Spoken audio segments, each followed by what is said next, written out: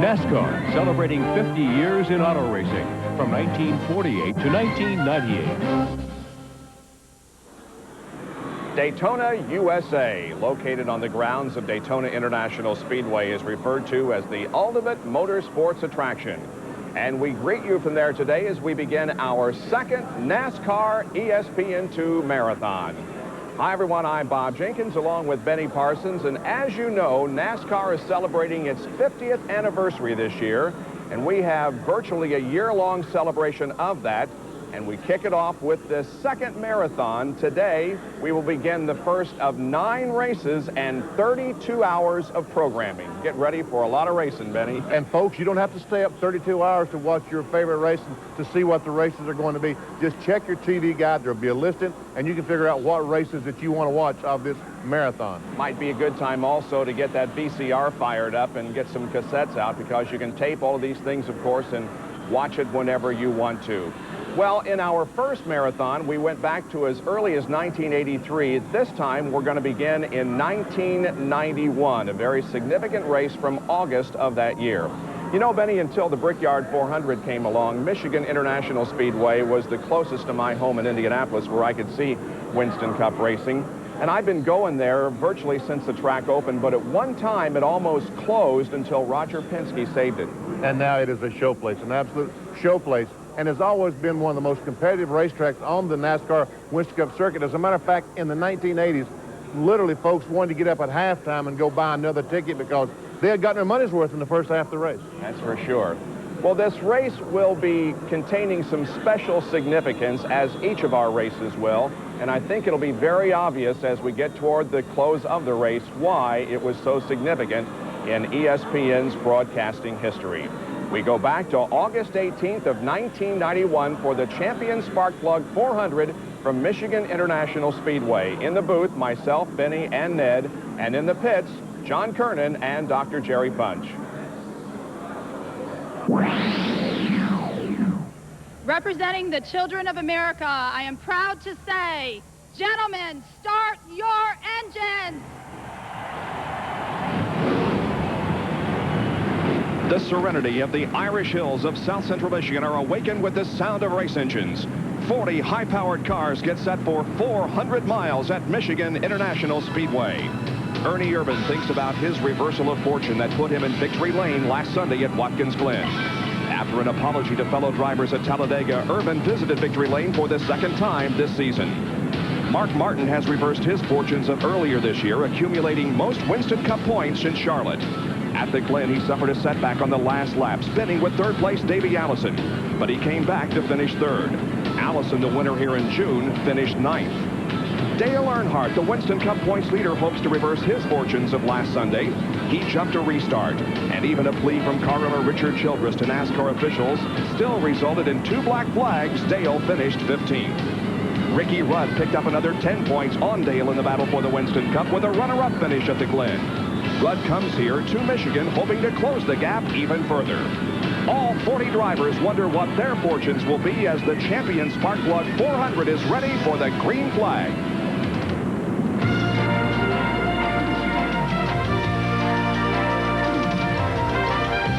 ESPN, the world's leader in motorsports coverage, presents Speed World. Today, live from Michigan International Speedway, it's the Champion Sparkplug 400. The rains of yesterday have moved out. Today we have clear, cool, and dry conditions as we get set for 400 miles of racing.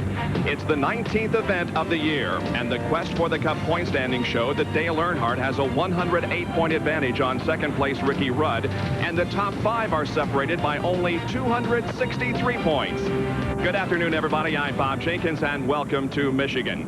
The point standings really tightened up following last week's Budweiser at the Glen.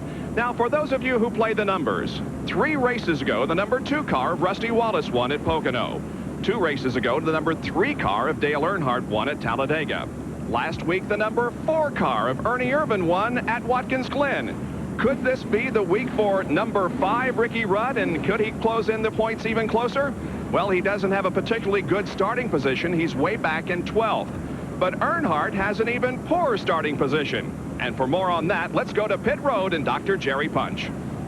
Well, you're right, Bob. You know, this is the worst place Dale Earnhardt has started since February of 1990 at Richmond, Virginia, when he crashed the car in the final practice session and started shotgun on the field. He will start 26th today, but his concerns are two. He must win the war, which is the Winston Cup point battle, and after finishing 15th at Watkins Glen, he lost 52 points to the car's 2nd, 3rd, 4th, 5th, and 6th.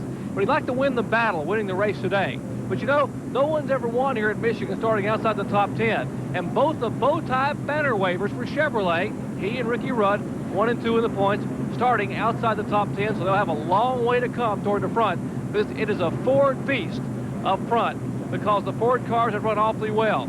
Dale Earnhardt's got his work cut out for him. He's got a long way to move. Let's go to Benny Parsons. Jerry, it is going to be exciting watching Earnhardt come up through the field, but Ned, when he gets to the front, 8 of the first 11 qualifiers are Fords. Well, you know, Benny, the Fords have done okay in qualifying this year. They've won 11 poles to 2 for Chevrolet. But Chevrolet has won 10 times this year, Ford only 4. But they're at a track where Fords have done well in the past in the win column. In the past 20 races here, they've won 10 times to 5 for Chevrolet. Boy, that helps to make this sport exciting, doesn't it? It sure does. And John Kernan, there's some crew members that's been on vacation for a couple of months. They go back to work today, right? Well, you're exactly right, Benny. The tire specialists have been pretty much sitting back, taking it easy. They've been watching the races, but that's going to change today because we're off the radial, back on the bias ply tire. Now, that again means that a critical factor will be the stagger. Stagger doesn't change in the radials, but these guys will have to be watching for that stagger today. The size of the tire, they'll be busy measuring the tires, checking the air pressure, trying to find the 4 perfect tires to match the setup for their driver. And they feel a little bit more like they're a part of the team because they can help their driver go to victory lane. And Bob, you better believe these guys are going to earn their money today. And each hoping their driver can claim the big prize here at Michigan. Let's check the Sears Die Hard lineup. On the pole is Alan Kowicki from Greenfield, Wisconsin in the Hooters Ford, number 7, qualifying at 173.431. Alongside Mark Martin in the Folgers Coffee Ford. He's from Batesville, Arkansas, drives car number 6. Row 2 consists of Davey Allison in the Texaco Havoline Ford, car number 28, and then Dawsonville, Georgia's Bill Elliott in the number 9 Coors Light Melling Ford.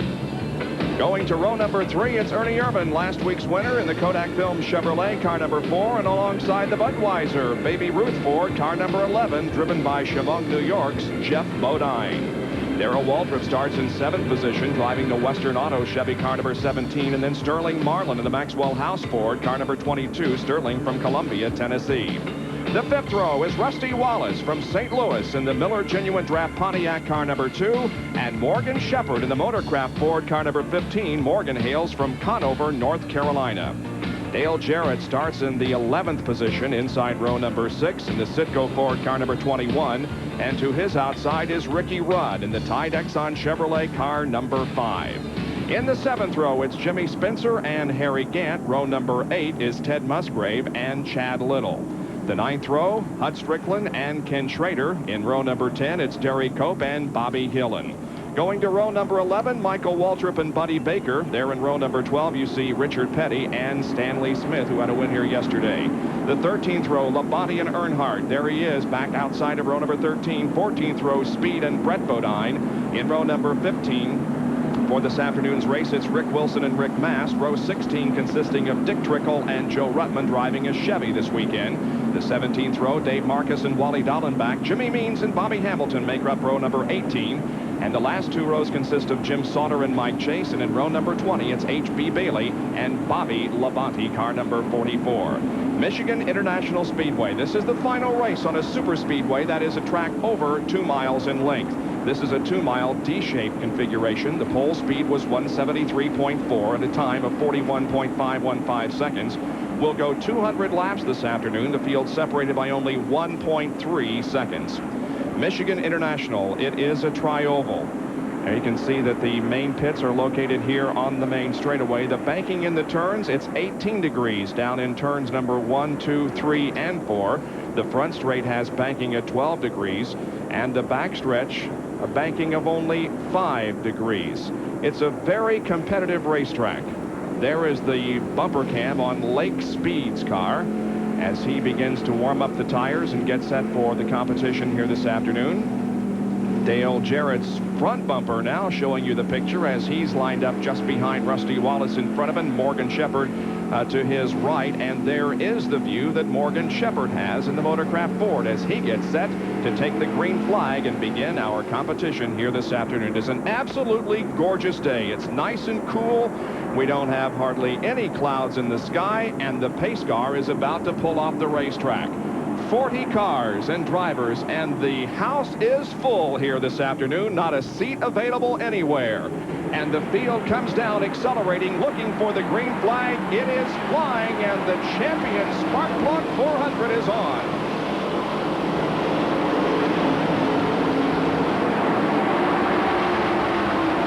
One car in the middle, it looked like Sterling Marlin is having a problem. He is really dropping back. He almost got run over on the start, Bob, but everybody sees now that he is having a problem. Everybody through turns 1 and 2 okay, heading down the backstretch. Those up front are entering turn number 3 as we go inside Lake Speed's Phillips 66 in-car camera. Morgan Shepherd is on the move. He's on the low side of the racetrack as they head through turns 3 and 4 onto the tri-oval. They come to the stripe and they're side by side. Martin inside and Kowicki outside. Kowicki leads lap 1. That's always a matter of pride with race car drivers, is leading that first lap, especially if you're on the pole. And Alan Kowicki was able to do that. Mark Martin looks like he's going to take the lead, especially when Davey Allison comes up behind him. Those two cars together hook up in a draft, and it looks like they might get by Kowicki. At least Martin does. Here comes Davey Allison to second position. Now he pulls alongside of Alan Kowicki, but Kowicki will not give up the battle as he goes to second now. Ernie Irvin comes into 4th spot, completing lap 2.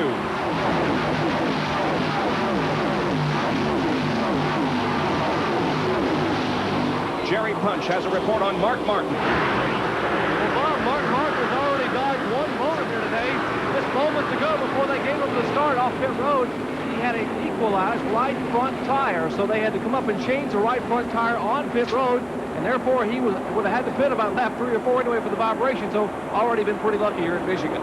Bob, I mentioned Sterling Marlin had a little bit of a problem on the start. He didn't drop too far back. He's backed up to running speed now. He perhaps missed the gear on the start, but he's running okay now. Mark Martin leading.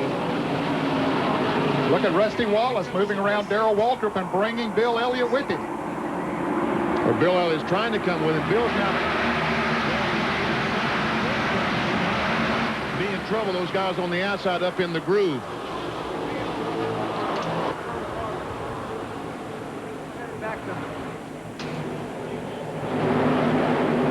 Bill Elliott and Darrell Waltrip running side by side, coming down the backstretch.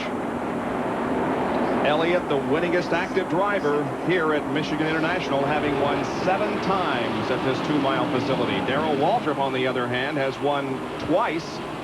Here comes Ricky Rudd moving up to the outside of Morgan Shepherd. Well, there's Sterling Marlin's car. You can see on the right of the screen just moving around Dale Jarrett. Here comes Kenny Schrader. He said in the driver introduction that his car was strong, and it looks like it is. Kenny Schrader, car number 25. The side-by-side battle there behind Rusty Wallace is for 7th position. Bill Elliott and Darrell Waltrip. Sterling Marlin running in the middle of this tack.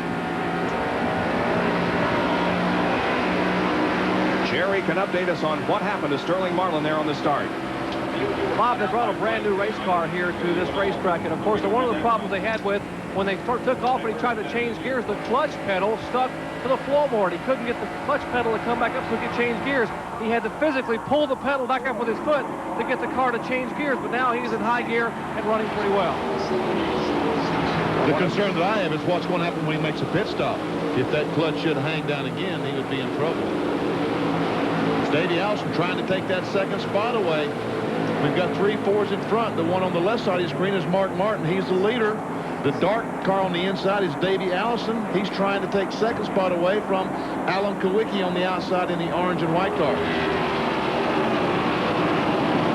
Alan Kowicki, who's on the pole today, has a chance to pick up a bonus of $98,800 if he can win the race this afternoon.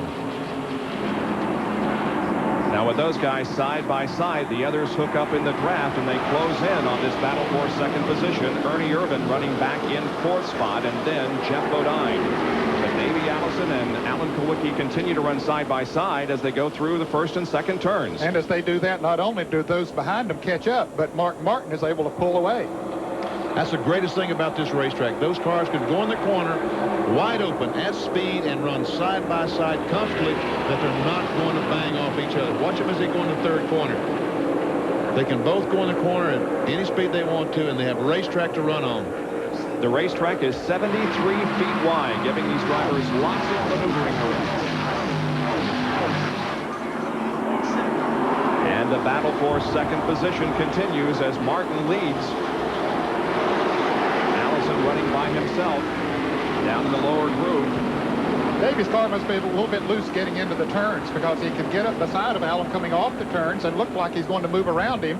But then when they get to the turn, he has to back off a little bit. That's similar to the way he did it here in June in this race, in the early part of the race. And Dale Earnhardt has smoke coming from the back of his race car. He's a bit off the pace. Here comes Buddy Baker up in car number 20. May have been tire smoke from that car. We'll continue to watch it very, very closely. But Earnhardt, as Jerry indicated to you, has a long way to go, threading his way through the traffic. A little bit of smoke from the car, but I think it may be tire smoke. He's up to 22nd position at the moment. Mark Martin is leading the Champion Spark Plug 400. Alan Kulwicki is running in second spot, then Ernie Irvan, as we have completed 8 laps out of 200 that will make up this event here this afternoon. We can see that once those cars got in line and stopped racing each other behind Martin, they closed right up on his back bumper, and here goes Kulwicki for the lead down in turn 1. Trying to break the draft down low. He is pulling ahead of Mark Martin about a half a car length, and now they're 4 wide through here. Look at this. Mark Martin has to get off the accelerator, getting high on the racetrack, but 3 abreast down the backstretch. Allison, then Jeff Bodine, and Alan Kulwicki, as Mark Martin gets right on the back bumper of Davey Allison, and Allison takes the lead. Pretty exciting stuff, huh, Ned? Well, that's just the way it used to be here at Michigan. It is always exciting to come here and see this wide racetrack. Ooh, they get a little bit close, Kulwicki and Jeff Bodine, but always good close racing here. It's a Ford formation up front. The first 4 are Fords, and then Ernie Irvan in the Chevy running in 5th position. There comes Rusty Wallace in the Pontiac as he's 6th. And the battle side by side for second position once again is Jeff Bodine and Alan Kulwicki, as Davey Allison has grabbed the lead and now begins to move away a bit. Yes, as these cars are running side by side, the same as it was a moment ago when Mark Martin was the leader. The leader is able to gain an advantage, and Kulwicki gets in the corner too hard, slips up the racetrack, and loses 2 spots. And here comes Irvin trying to get by him. Once again, 3 abreast racing.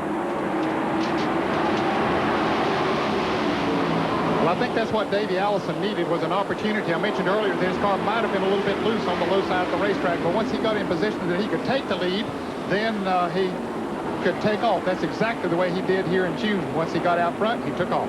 There's Dale Earnhardt, and look at the action up front once again. Morgan Shepherd on the inside of Rusty Wallace. There's Kulwicki that's going back.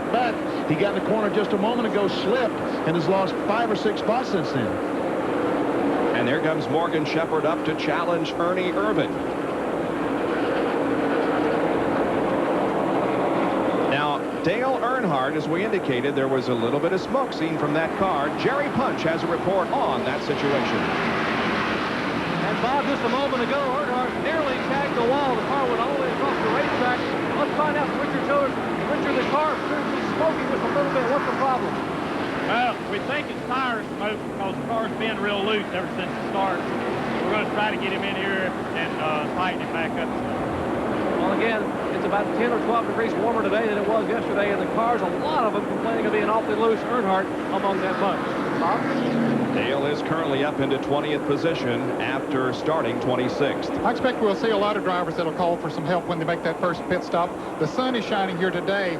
Really, on Friday, it was overcast, and then, you know, it was not a real sunshiny day like it is today. And yesterday, it was cool and cloudy all day with rain. And now that they're out here running totally in the sunshine. The track will be looser, and I expect there are a lot of the race cars that will be loose today. We just saw Stanley Smith in the green and black car, the Interstate Battery car, down on the inside. He won the ARCA race here yesterday, 200-miler, and his wife in the hospital. We want to say hello to her today.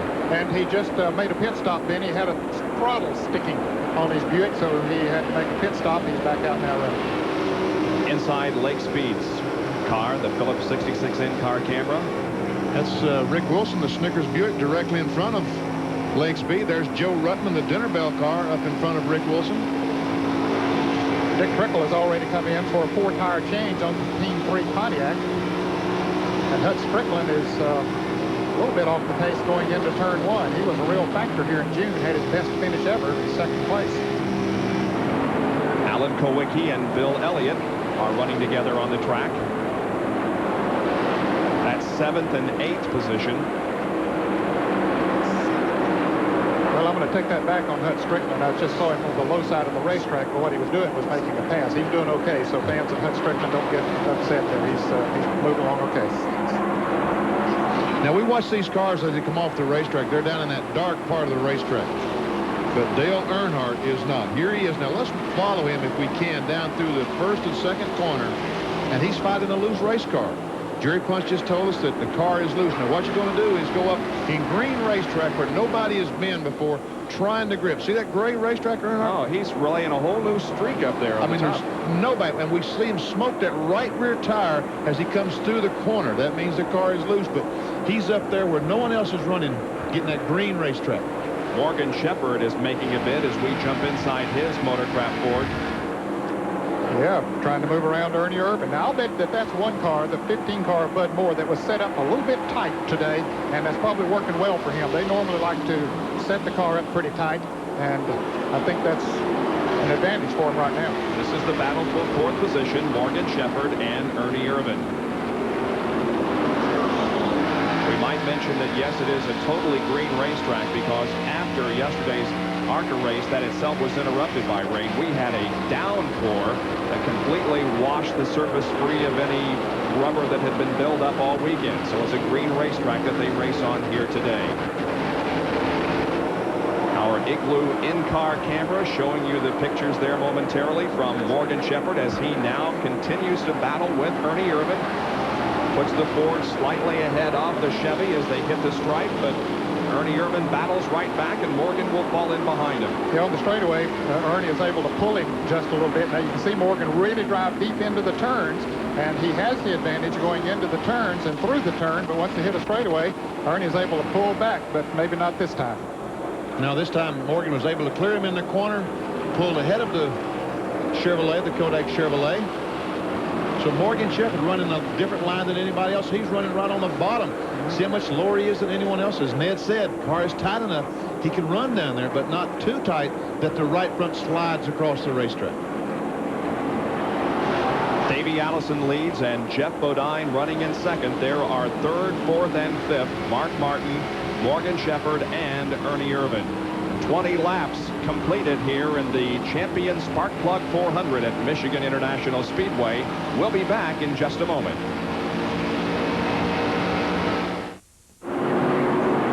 Back at Michigan International, Dale Earnhardt has blown a right rear tire. He came down pit road to get it changed, and then all of a sudden the yellow flag came out. So Dale continues on the racetrack to avoid going down a lap, and there is the debris on the racetrack that has caused the yellow, and is probably from Earnhardt's car. It's probably his tire because the thing has shattered. We'll be able to see the car when he comes around the next time. The right rear tire, the tread has come off and damaged the right quarter substantially on the Goodwrench Chevrolet. Now, the fans might have seen the pace car out in front of him when he came out of the pits. Now, he came down pit road, went across the start-finish line before Davey Allison came around and the pace car picked Davey up, the leader, going into turn 1. So I think that it is right for Earnhardt to go on around and without any penalty. Right. Yep. I agree with you, but boy, what a calculated risk it is for Earnhardt to drive around with that car vibrating the way it is. It might damage something else. He has made it, however, to pit road, coming down slowly, according to NASCAR. And Earnhardt just came into pits with the flag not I mean, he can't come into pits, can he? Well, he can come into the pits, but what that means is that he'll go to the rear of the field, which that's okay. He'll take that chance just to keep from taking the chance that you're talking about, Benny. Let's go to the pits with Jerry Punch. Well, dodging a bullet here already for Earnhardt in Michigan. We might mention that he now is on pit road, changing right side tires, and they have already changed a little wedge in the left rear, and now they finally get the car off the jack and pull it away. We might also give a mention that Goodyear's inner liner, or tire within a tire, is what allowed Dale Earnhardt to make those extra laps on the racetrack. Let's go up to John Curran in the Davey Allison pit. The leader is on pit road. Davey will take on 4 tires. They will go with 4 scuff tires. They're also going to make a slight chassis adjustment. The car has gotten just a little bit tight, so we're expecting to take a round and wedge out. Right side's already on. There is the chassis adjustment on the right side. Left side up, tires going on. The Texaco Haviland crew, led by Larry McGrill, is really hard at work. The tires are on, gas is in, and Davey is away. And a lot of activity on pit road. All but 4 cars came in. Jerry? Ernie Irvin completing his service in the pits after Terry Gant. Both these cars pulling away. Almost everyone in for a 4-tire change. And they race. Remember, they cannot race down pit road, but they're all in line headed down pit road. And Phyllis, most every car I saw pit here a minute ago was adding at least 1 and some of 3 or 4 rounds of fight in the left rear. So those chassis adjustments that we mentioned that were so needed by some are indeed made during this first round of pit stops. It comes under caution on lap number 24. All but 4 cars came in for a pit stop. We'll be back with more live coverage from Michigan in a moment. NASCAR, celebrating 50 years in auto racing from 1948 to 1998. Back at Michigan International Speedway, I'm Bob Jenkins, along with Ned Jarrett, Benny Parsons, John Kernan, and Dr. Jerry Punch. Dale Earnhardt remains on the lead lap, but the car still isn't right for him. This is the way championships are won and lost. He comes into this race with a 108-point advantage on Ricky Rudd, but things are not going well here in the early stages. Jerry Punch. Indeed, it's not, Bob. And of course, they came in and made the right rear tire change. He came back in because something was flapping. Apparently, when the tire shredded, the outer lining of the tire shredded, it pulled or vibrated some of the inside of the wheel well away. The wheel well was dangling and hitting the tire. And of course, that would just cut another tire there. So he's coming back down pit road. But he has just radioed back into his crew that something is amiss in the chassis of the car.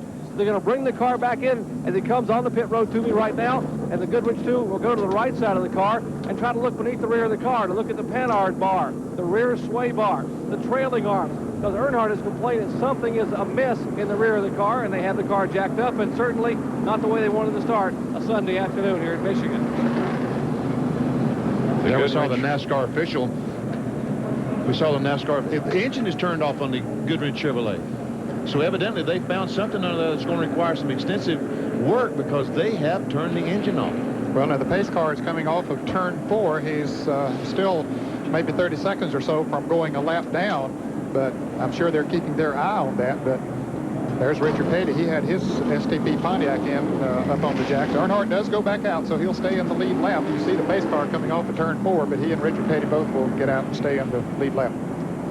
We saw the NASCAR official signal and they threw a roll of tape over. They're going to try to take some tape and get that right rear quarter from protruding out as badly as it is, because if he would get next to another car, it could cut a tire on another vehicle.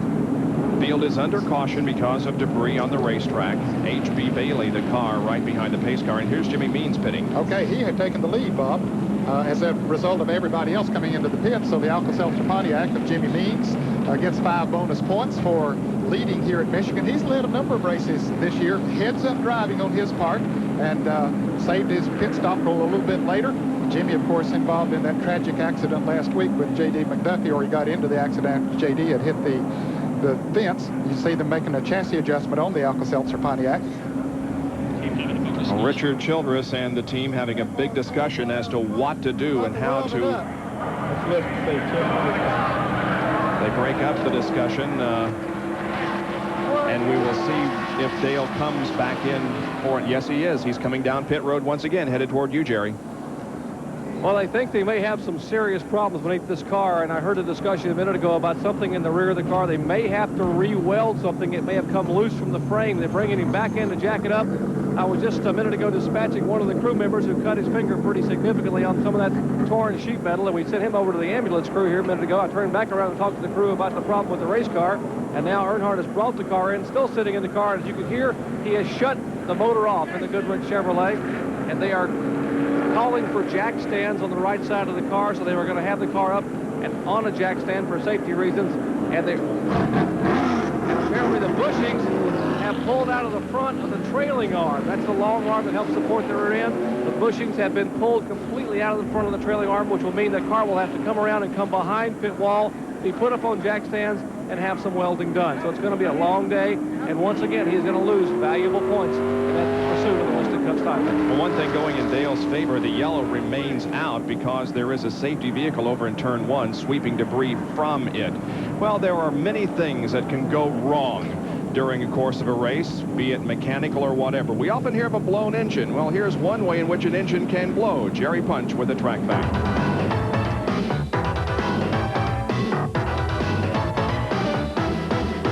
Track Facts are brought to you by Quaker State. The Big Q is one tough motor oil.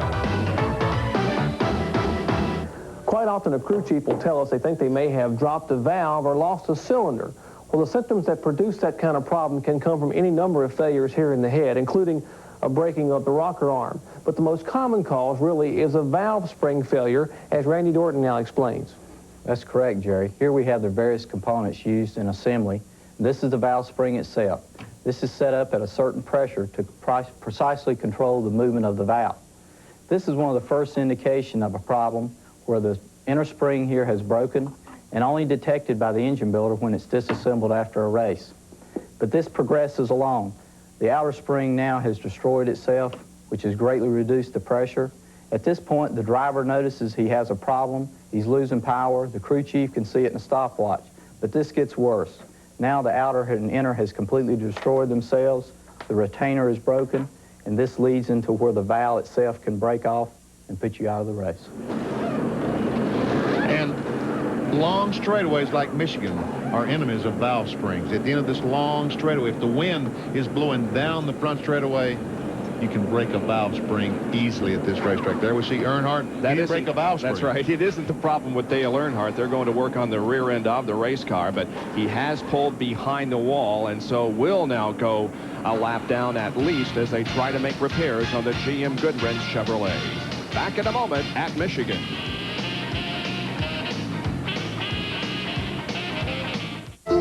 Around the world, with over 1 million miles of race coverage.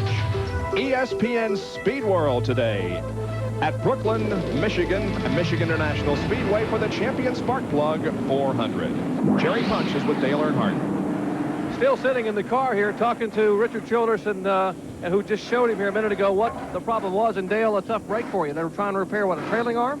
Well, we blistered a right rear tire, tore a tire up there. It was awful loose with the chassis, and it blew out. And then we were coming around trying to keep from getting lapped because to come out, and it tore the bushing out of the trailing arm. So they happen to fix that now. We'll get that fixed. We'll go back out. We're going to lose a couple laps. We'll get right here in a little bit. Well, Dale's still able to smile here. Maybe we can show you over here again what the problem actually was as they get ready for a green flag start. We'll have our cameraman tilt down here, and we'll show you. This is the bushing that they're talking about in the trailing arm that came out of the right rear. This is the other side of the bushing. The front of the trailing arm that just came apart and began to vibrate when the tire was cut down. They had to come in and replace it with a brand new one here, and now they'll be able to go back out and race, hopefully, and stay within a couple laps of the leaders. And, Jerry, that's exactly what Benny Parsons was talking about, that kind of thing that could happen by going around the racetrack with the flat tire. Yeah, it bit him this time. He probably would have been better off to have accepted the lap that he was going to lose and come in and change tires. But they made the decision. And again, I would have done the same thing. Yeah, sure. I think 100% of the fellows down there would have done the same thing, because how often do we see that happen? Not very often. Those are the snap decisions that you have to make. Sometimes they work out, sometimes they don't. The green flag comes back out. We are racing at Michigan, and Morgan Shepherd is the leader of the race with Jeff Bodine ranked at Davey Allison second and Bodine third. Car 24 is a lap down, trying to get by Morgan to get his lap back. But Morgan drives away fairly significantly. And woohoo, there's Schrader, Brett Bodine, and Dale Jarrett, 3 abreast. And here comes Sterling Marlin in car 22 on the outside, and Jimmy Spencer is there also. And look up front, 3 abreast here is Irvin, Rusty Wallace, and Jeff Bodine. Wow.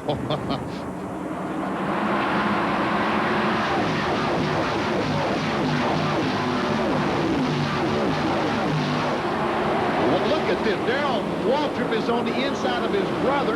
Well, what was he, 5 abreast, Ned? They were 5 abreast down through there, and Michael came way down on his brother, who had to take to the apron of the racetrack to make it 5 wide. Dale Jarrett is thanking the Lord that he's looking at his rearview mirror. This mess almost, was that Spencer that got sideways? Looked like Jimmy Spencer got sideways and almost ran into someone. Schrader pushed the button and said, let me get out of this mess. Up front, meanwhile, it is Martin, Irvin, and Bill Elliott. And Elliott, oh, he bumps Mark Martin as he slides up the racetrack. He decided that he would get behind Mark Martin, and he made that move awfully fast. And Dave Marcus in the Big Apple Market Chevrolet right behind Dale Earnhardt. Great run today for Marcus. We have not seen Michigan racing like this in many years. And this looks like Daytona and Talladega. Mark Martin comes down, tries to get a little draft off the Dick Trickle car. And here comes Irvin on the inside of Elliott. The fellas, on this restart again, the 22 car, Dale Earnhardt, about to go back out of the pits, but the 22 car of Sterling Marlin went back again. Evidently, he had a similar problem to what he did on the start of the race. Morgan Shepherd leads. Then it's Davey Allison, Jeff Bodine, Rusty Wallace, and then this group of cars led by Mark Martin. There's Ricky Rudd as he makes his way up through the field, running alongside Dave Marcus. He, of course, wants very much to take advantage of the Dale Earnhardt problem. Now, you ask, could there be a change of lead after this race in the point standings? Yes. If Rudd can win the race and Earnhardt finishes 30th or worse, Rudd could take the points lead. Well, I think that Dale Earnhardt is definitely looking at a finish in the 25-30 area. Now, all Rudd's got to do is win the race. And that isn't going to be an easy task, given the fact that these Fords are looking good up front. Looking at the front of Dale Jarrett, Citgo Ford as he follows Ricky Rudd into turn 1. And Dale Earnhardt lost 6 laps. If you want to know, he lost 6 laps repairing that trailing arm bushing.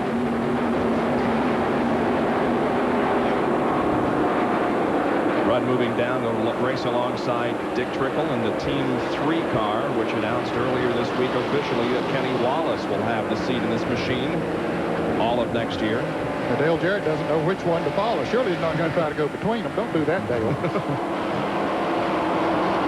Rudd comes up to racetrack, and Dick Trickle backs out of the throttle, squeezes out just enough that Ricky can get in. Rick Wilson in the pits, an unscheduled pit stop on the Snickers Buick. Here comes Ken Schrader. He is alongside of the 71 car of Dave Marcus. Now Dick Trickle moves out of the way. He is at least a lap down. He made an unscheduled pit stop for a vibration, changed all 4 tires, had a tire to equalize. Ken Schrader started 18th in the grid.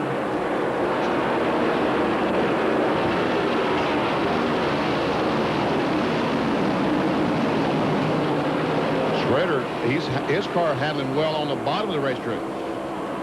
Looks like Ernie Irvin is too, as he's below Mark Martin.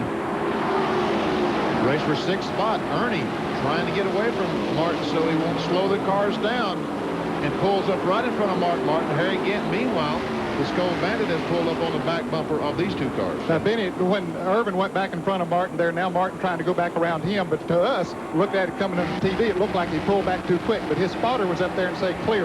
That means he can pull back in front of it. He knew that it was okay. This is Morgan Shepherd, our leader. Pulls up right on the back bumper of Dale Earnhardt, trying to put Earnhardt 7 laps down. And Mark Martin is making a bid once again for that position currently held by Ernie Irvin. Our pole sitter, Alan Kowicki in the Hooters Ford, following that group.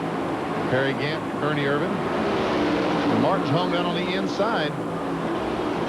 6th, 7th, 8th, and 9th here.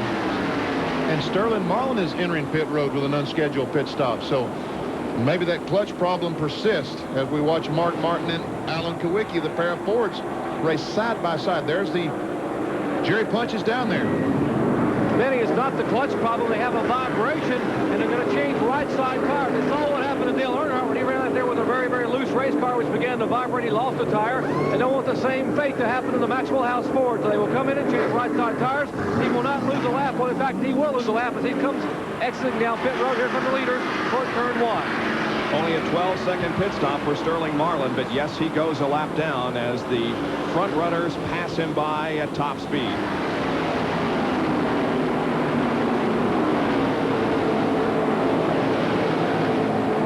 Mark Martin. Boy, he about went up there too quick. His spotter didn't say clear on that. He thought he was clear. That looked like the old slide job in dirt racing.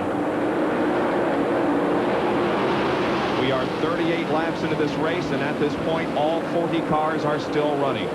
Richard Pettit just made an unscheduled pit stop in the STP Pontiac. There's a leader, Morgan Shepherd, car 15, and Davey Allison is running second as Morgan tries to put Dale Earnhardt 7 laps down, but he has not been able to do that so far. We're glad you could join us on this beautiful Sunday afternoon from the Irish Hills of Michigan for the Champion Spark Plug 400.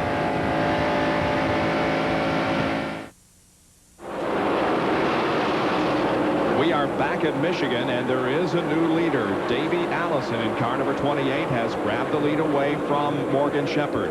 And Dale Earnhardt is down there on the low groove trying to keep himself 6 laps down and not 7. He's running good now, yeah. The car appears to be running much better. Again, he's 6 laps down after a tire created some problems at the rear end of the race car. Moments ago, Benny almost had a heart attack. Man, I tell you what, I just knew that Morgan Shepherd, that he and Earnhardt was going to get together because Earnhardt was on the bottom. And here comes Morgan on the inside trying to get by Dale Earnhardt one more time. 3 abreast. 3 abreast. There's Jeff Bodine trying to stick his nose in there as well. That is for second. The red 11 is Jeff Bodine trying to take second place away from Morgan Shepherd. Allison leads, side-by-side battle for second. Jeff Bodine gets it. And of course, Bodine made it official earlier this week that he would not be back with the Junior Johnson team next year. A replacement driver for him has not been named on the Johnson team. Meanwhile, Mark Martin here continues to run with Harry Gant, Alan Kowicki, and Mark Martin may be having a problem. How about it, Jerry? We've seen his car slipping up across the racetrack the last few laps, and the reason is Mark is driving with one hand. He's using his right hand to hold the gear shift in gear. It's been flying out of gear since about lap 5. They have a bungee cord tied to the gear shift, but it's either too long or too short. So he's having to hold it in gear and drive with his left hand, so he's doing a heck of a job out there one-handed. Well, he certainly is, and of course he had a bit of a disappointment last week at Watkins Glen, spinning on that last lap while running second. We asked him, do you have any regrets about that last lap at Watkins Glen? I've had a lot of people ask me, why didn't you just do this? Why didn't you just do that? You know, I would have done this, I would have done that. That's okay. I believe that I did the right thing. And I believe that if I would have been in the positions would have been switched around, I believe that it may have not went down that way, but I don't care. I believe in my heart that I did the right thing. NASCAR wouldn't have to police that jump if the drivers would do the right thing on a racetrack. If I would have got two more feet in there, I'd have been more than happy to push Ernie out to the grass. You know, it'd have been my racetrack then, but it wasn't mine. It wasn't mine to take, and I wasn't gonna win it that way. Interesting comment from Mark Martin. Pretty class comment, yeah, sure was. Yeah, he can sleep well at night. Not worry about it. And he feels, you know, the tide will turn someday. The incident he is referring to is right here when he went into turn number 1. This was beginning the last lap. He went inside of Ernie Irvan. And we can see that he was only up to that right rear tire on Irvin's car. If he had went in the corner at the speed they were going to, both those cars was going to spin. He was not far enough along. The driver has to make that decision. He made that decision. I'm not far enough to go in there. 3 more feet, he would have went alongside Urban. And here we are. This is live shot from Michigan International Speedway. Look who he's found again. Yeah, it's Ernie Urban. There's Ernie. Urban, meanwhile, closes in on Rusty Wallace. That's for 5th spot. The running order is Allison, Jeff Bodine, Morgan Shepherd, Bill Elliott, then Wallace and Urban. Oh, look at Rusty Wallace. When you see that right rear smoking, that means that he has got the car out of shape. And he had it out of shape, get it in the corner. Ooh, that takes a driver's breath when that happens. And the 28 car, Davey Allison, our leader, is slowing. He is slowing dramatically on the apron of the racetrack in turn number 3. Understand that maybe he has a tire going down, Bob. It'll be an unscheduled pit stop, and he indeed is coming into the pits. Look at this. Where did Mark Martin come from? He wasn't even in the picture a moment ago. And Wallace and Ernie Urban are so close that you can hardly see between them. John Kernan is there with the Davey Allison pit stop. They think that a left tire has equalized. They're not sure which one. They're going to change all 4 tires, so they will go ahead and fill him up with gas while they do have him in. Davey dominated the race here in June, as we've just seen. He has clearly had the fastest car, but they felt the vibration in the tire, and he had to come in. They did not want to take the chance that Earnhardt did and possibly blow a tire. Davey is down and away 4 new tires. I don't think he's going to stay on the lead lap, as here comes the battle for the lead toward the stripe. That is Morgan Shepherd inside and Jeff Bodine outside, and Davey Allison does go a lap down. If your favorite is a red Ford, you're doing real good today. Jeff Bodine pulls the Junior Johnson prepared Budweiser car out front as the Motorcraft Ford is right there with him. And you wonder why I talk about when the driver's handling so well on the bottom of the racetrack, why that's an advantage. Because it's such a shorter distance around this racetrack. Bob said, how wide is the racetrack? 73 feet. 73 feet. So if you go down 60 feet and make the corner, you've decreased the distance a great deal. Not a 2-mile track then, is it? Exactly. Back in the pack, meanwhile, some great racing still going on as Ernie Urban leads this group of cars. There is Rusty Wallace and Gant and Schrader and Kowicki. Well, a couple of cars have gone to the garage. Rick Wilson in the Snickers Buick and Bobby Labonte in the Slim Jim Oldsmobile. Now, every time a car goes to the garage area, that helps Dale Earnhardt. He was back in 38th place after he came back out on the track. So, you know, his best situation going today is for a lot of cars to fall out. Stanley Smith is coming back out of the garage. He had gone in for a while in the Interstate Batteries car, but he's coming back on the track. Now Ken Schrader moves down under Harry Gant, and Alan Kowicki will come along, and Davey Allison is there with this group of cars. Yeah, watch him come right through them. With those new tires on, he should be able to just mow right through them. And the leader's not too far in front of that pack of cars that he's going through there right now, so he might be able to catch them and get back in the lead lap. It's going to be hard to mow through them if they don't get in line, but they're side by side. He's got to have some running room, don't he? He must be fuming there. He's got a car that's probably a second a lap faster than these fellas, and they run side by side. He's saying, well, he's doing Let me try the middle. He had a notion. He had a notion, but he said, no, that's not right. Oh, yes, he did. He really did. He wanted to go between those cars so bad you could just see it. It was like me looking at a big stage. That's the best out of driver. I'm glad you admit it, though. That's We'll keep an eye on the racing here at Michigan International while we take another break. There goes Davey, finally getting around Ken Schrader, and now he should be able to mow through those cars that we talked about earlier. We'll be back in just a moment to the Champion Spark Plug 400. NASCAR, celebrating 50 years in auto racing from 1948 to 1998. There's a look at one of the attractions here at Daytona, USA. It's the ESPN You Call the Race booth. You can actually go into the booth and watch the monitor and call a race, and I'm almost afraid to listen to some of them. They may be better than you and I. Exactly. That's always a concern. But, folks, isn't it great to see the 3 wide racing at Michigan International Raceway and Alan Kowicki on the pole for this race? why is Michigan so competitive? Well, because it's a very wide racetrack, and you can run 2, 3 grooves through the corner. You don't have to worry about fighting for that one spot right on the bottom of the racetrack going down in the corner. The drivers feel very comfortable going in high, in the middle, or the bottom of the racetrack. We've already seen 4 different leaders in just a little over 50 laps. Let's go back and see what happens now as we return to August 18th of 1991 in the Champion Spark Plug 400 from Michigan International Speedway. Well, going to break, we showed you 6 through 10. Thought you might want to be informed as who's running 1 through 5. So here they are. Jeff Bodine is the leader of the race, followed by Morgan Shepherd, then Bill Elliott, Mark Martin, and Ernie Irvin. And 6 through 10, Rusty Wallace, then Schrader, Gant, Kowicki, and Dale Jarrett running in 10th position. Already a 4th of this race has been completed. Look at this windshield and how dirty it is. This is Lake Speed's. I tell you what, he must have been following someone losing some oil or something, because this is unusually dirty. This is terrible. Now, Davey Allison, as we indicated when we went to break, would be slicing through the traffic, and indeed he is. Now, he has 4 new tires, but is a lap down to the field.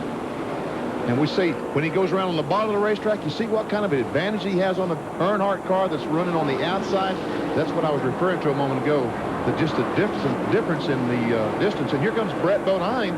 The Quaker State Buick is coming down pit road with an unscheduled stop. And then he's been into someone, the side of that Quaker State Buick, the right side. You can see there that the door is bent in pretty good on that car. I don't know who he has been into, but they're going under the hood. That's not a good sign, certainly not under a green flag condition. No, it sure isn't. Brett Bodine was running in about 13th position a few laps ago, but now comes in for a pit stop. And the 19 car of Chad Little appears to have gotten into the wall. And we can see that we saw a little bit of a smoke coming off the car. I would imagine that he's knocked some sheet metal in against the tire, and it's rubbing the quarter panel or right front fender. So he needs to come in and get that sheet metal away from that tire. That's one chance that you take when you run so high on the racetrack. One slip and you see the side of the 19 car, that's exactly what happens to you. Well, while they go to work on the number 19 Tyson car driven by Chad Little, we'll go back to the racetrack and show you that Jeff Bodine is stretching out his advantage on second place Morgan Shepherd, while Bill Elliott now runs third, followed by Mark Martin and Ernie Irvin. And Rick Wilson in the Snickers Buick is coming back on the racetrack. That's one that Ned mentioned just a few minutes ago, was behind the wall, but put him back onto the racetrack. This is by far the best run that Jeff Bodine has had this year. And it's an amazing thing, because you think that emotionally that the team would be disturbed. But I would think that Jeff, after having driven for Junior for the last couple of years, would very much like to give Junior a win before he steps out of this car. You're exactly right. Not only for Junior, but for Jeff as well. The racing has calmed down just a little after the first 60 laps were virtually run side by side. Many positions being contested 2, 3, 4, and even 5 abreast. But now we have been under green for several laps, and the field begins to get strung out just a little bit. On the left of your screen there was Dale Earnhardt, and for those of you just joining us, he is 6 laps down. And the action there in the pack, 6, 7, and 8, Wallace, Schrader, and Gant. Now, Schrader was really coming up through the pack after he made the pit stop, but right now he's sort of settled in there. He must have used his tires up pretty good. There's Alan Kowicki trying to make a pass on the 8th place car of Harry Gant. Can't quite do it. A little further ahead of this group, the number 9 car of Bill Elliott runs in 3rd position, and there is Davey Allison as he again tries to get back to the front of the field and get his lap back. And it isn't totally impossible to lose a lap here and still end up winning the race. Oh, no. This car, he's got a car that he can win the race today. He's going to need a couple of breaks, but Rusty Wallace has done it before, and he's getting ever so much closer to the leaders. He is definitely gaining. I'm talking about Davey Allison. He is gaining on the 1st and 2nd place cars of Jeff Bodine and Morgan Shepherd. So if this thing stays green for a while, he'll be able to get back in the lead lap, in my opinion. Davey Allison is in 30th position at the moment, a lap down. There are your first 2. Jeff Bodine, a little bit of tire smoke from the right rear of that car as he went through the 18 degrees of banking there in the first and second turns. And Derek Cope is coming down pit road. He was black flagged the last lap by NASCAR. And I don't know, I did not see the car smoking or anything else. But well, they said somebody was leaking some oil out there, Benny, and that might have been what was getting on the windshield of Lake Speed. Let's go to Jerry for a report. That's exactly right, Ned and Benny. He has an oil leak. You see the car come by is here. The windshield has a little bit of oil in it, but there's oil all over the back of the car. So now the pure later crew will go beneath the Derek Cope car. A tough break for a young man who only got to complete one lap here in June. He had an engine problem, and now he has another problem here in Michigan. So that's what we saw on the windshield of Lake Speed's car a moment ago, was just a thin film of oil. And once you get that oil on the windshield, you pick up debris. We can see the oil over the back where it says Pure Later. There, you see the fellow wipe it off. A graphic. And here's the result of that. Oil all over the front windshield of Lake Speed's car. That's the oil. That's the thin film of oil. Now the dust comes up and collects to it.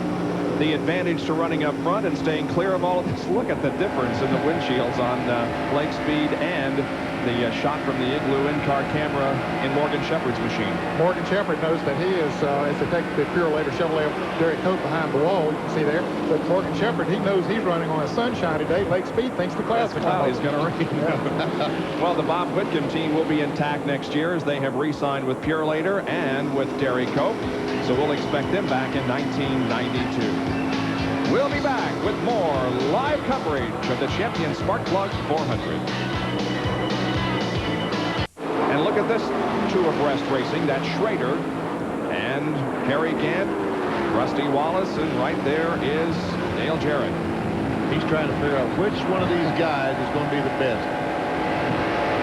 And really and truly, it's not a factor which one's the best. It's which one can get through the corner and not slip.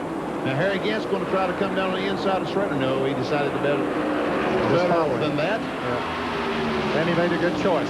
But Harry has to back off going into the turns. Apparently his car has gotten loose and just not getting through the turns too good. They've had that. And here comes Alan Kowicki up on the outside of Dale Jarrett. But now Davey Allison is about to unlap himself. He has caught the leader, Jeff Bodine, in the Budweiser Ford. Look at Harry Gant going from inside to outside. And Kowicki has caught this bunch of cars. So, and Schrader is on the outside. And Davey Allison is about to get his lap back. We mentioned his slicing through the traffic. He is about to complete the cut here if he can get around Jeff Bodine and get back on the lead lap in the number 28 Haviland Ford. Not able to yet as Jeff Bodine keeps him back there. He's going that short way around the bottom side of the racetrack. And one reason he can do that is he stopped these fellas. He has about 20 laps less on his tires than the other fellas do. And Rusty Wallace almost got into Schrader a lap ago. Look at this. Boy, they did get close together up there high on the racetrack. And Harry Gant's diving for the grass. I know it's safe down there. Get me out of here. Pit stops will be coming up here very shortly, fellas. Average speed of the race, 139.5 miles an hour. We've had one caution period for debris on the racetrack caused when Dale Earnhardt's right rear is shredded, putting him 6 laps down. And Dave Martin leaves the pit road after having a great run so far. Here comes Davey way down the inside. That's Mike Chase in the Copenhagen car, A.J. Foyt's car. Yep, carrying number 14. And there comes our leader, Jeff Bodine. I tell you what, these first two guys, I don't think any two guys could have a better run needs a better run than these first two guys, Jeff Bodine and Morgan Shepherd. They have both been struggling this year. You know, there are 6 drivers who won last year who have not won this year, and one of them is Jeff Bodine.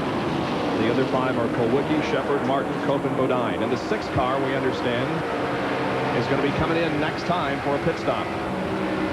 We're riding with Morgan Shepherd, 2nd place car. Watching for Mark Martin. Indeed, he does drop down off the 18 degrees of banking and heads down pit road. Mark Martin has the Folgers Ford ready, and Jerry Punch is ready to describe the action. Indeed, Bob, this will be a scheduled pit stop here for the Folgers team. They pitted on lap 24, so they like to run a little over 44 to 45 laps. Remember, the maximum speed on pit road, 50 miles per hour, and so the Folgers car now will come to a halt, and they will change all 4 tires. under green. Very important. They're concerned about some tire wear up here and equalizing some tires, so they will take right side and left side tires. 11 cars, the leader, Jeff Bodine, up in turn 4, and he will head this way. And of course, he'll have to pit in another 3 or 4 laps as Bodine will come by and put Mark Martin in the lap now. Mark Martin leads pit road, and Bodine heads for turn 1. Great pit stop for a change of 4 tires. 20 seconds, that'll be hard to beat. Bill Elliott coming in, so is Ernie Irvin coming in. A fantastic pit stop for that Jack Roush crew. 20 seconds. Ernie Irvin brings the Kodak Film Chevrolet to a halt. And John Kernan is there with Bill Elliott. It looks to be just a 2-tire change as they go right sides, but an adjustment, a chassis adjustment by Ernie Elliott on the left rear. And Bill Elliott is away. A lot of activity going up and down pit road. Ernie Irvin pulls out. Michael Waltrip pitted just ahead of Ernie. Now, Elliott and Irvin only changed right side tires, whereas Mark Martin changed all 4. But if you do it in 20 seconds, you can afford to make that kind of a pit stop. And Morgan Shepherd, the red car right in the center of the screen, is just now driving into his pit. There comes Rusty Wallace, the black and gold car, making a pit stop. John Kernan is down with Morgan. They look over the left side tires. Apparently, they're going to go for a 2-tire change. Right side's already going on, waiting for the gasoline to go in. Morgan sitting here, finally a full tank. He's away down pit road to Jerry Punch. And the man who's won here twice before, Rusty Wallace, gets in. He will get all 4 tires on the Roger Penske Miller Genuine Draft car. A little bit of trouble with the left front. Now they get the tire back on. Well, a 4-tire change for Rusty Wallace, and they will take the time. Now he's off the jack and away. A winner here in Michigan in 1988 and 1989. Rusty Wallace pulls back out onto the racetrack just ahead of Hut Strickland. And John Kernan is there as Alan Kowicki comes in. Well, our pole sitter brings it down slowly. Again, 50 miles an hour. He brings it in close. They will make a chassis adjustment on the left side. 2 tires. Once again, they're beating up the spoiler. Get just a little more downforce on the rear end of the car. Kowicki revving the engine. First can of gas in. The tires are on. Lug nuts are tight. Waiting. They clean off the front grille. Allen is away. And Jeff Bodine is coming in. Let's go to Jerry Punch. And a man who has led many times but never won here in Michigan, Jeff Bodine, will bring the Budweiser-sponsored Ford down pit road. Tim Brewer and the rest of the Peter Johnson crew await the arrival of Jeff Bodine. Now, Bodine pitted on lap 24. That means he has now run 50 laps under green, getting pretty good fuel mileage. He brings the car to a halt, and just like Mark Martin and Rusty Wallace, he will change all 4 tires.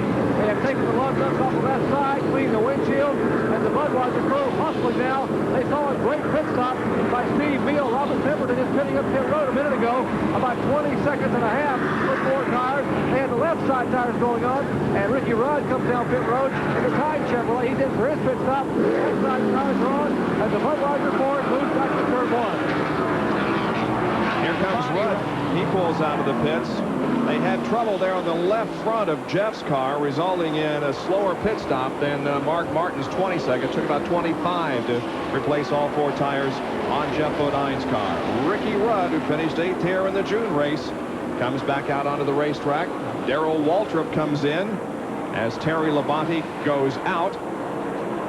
We see Darrell Waltrip coming in. He's one of the fellows that gets great fuel mileage. Now, as soon as Harry Gant makes his pit stop, we'll know that all pit stops have been completed. And Kenny Schrader. Now, there'll be a race to see which one can go the farthest.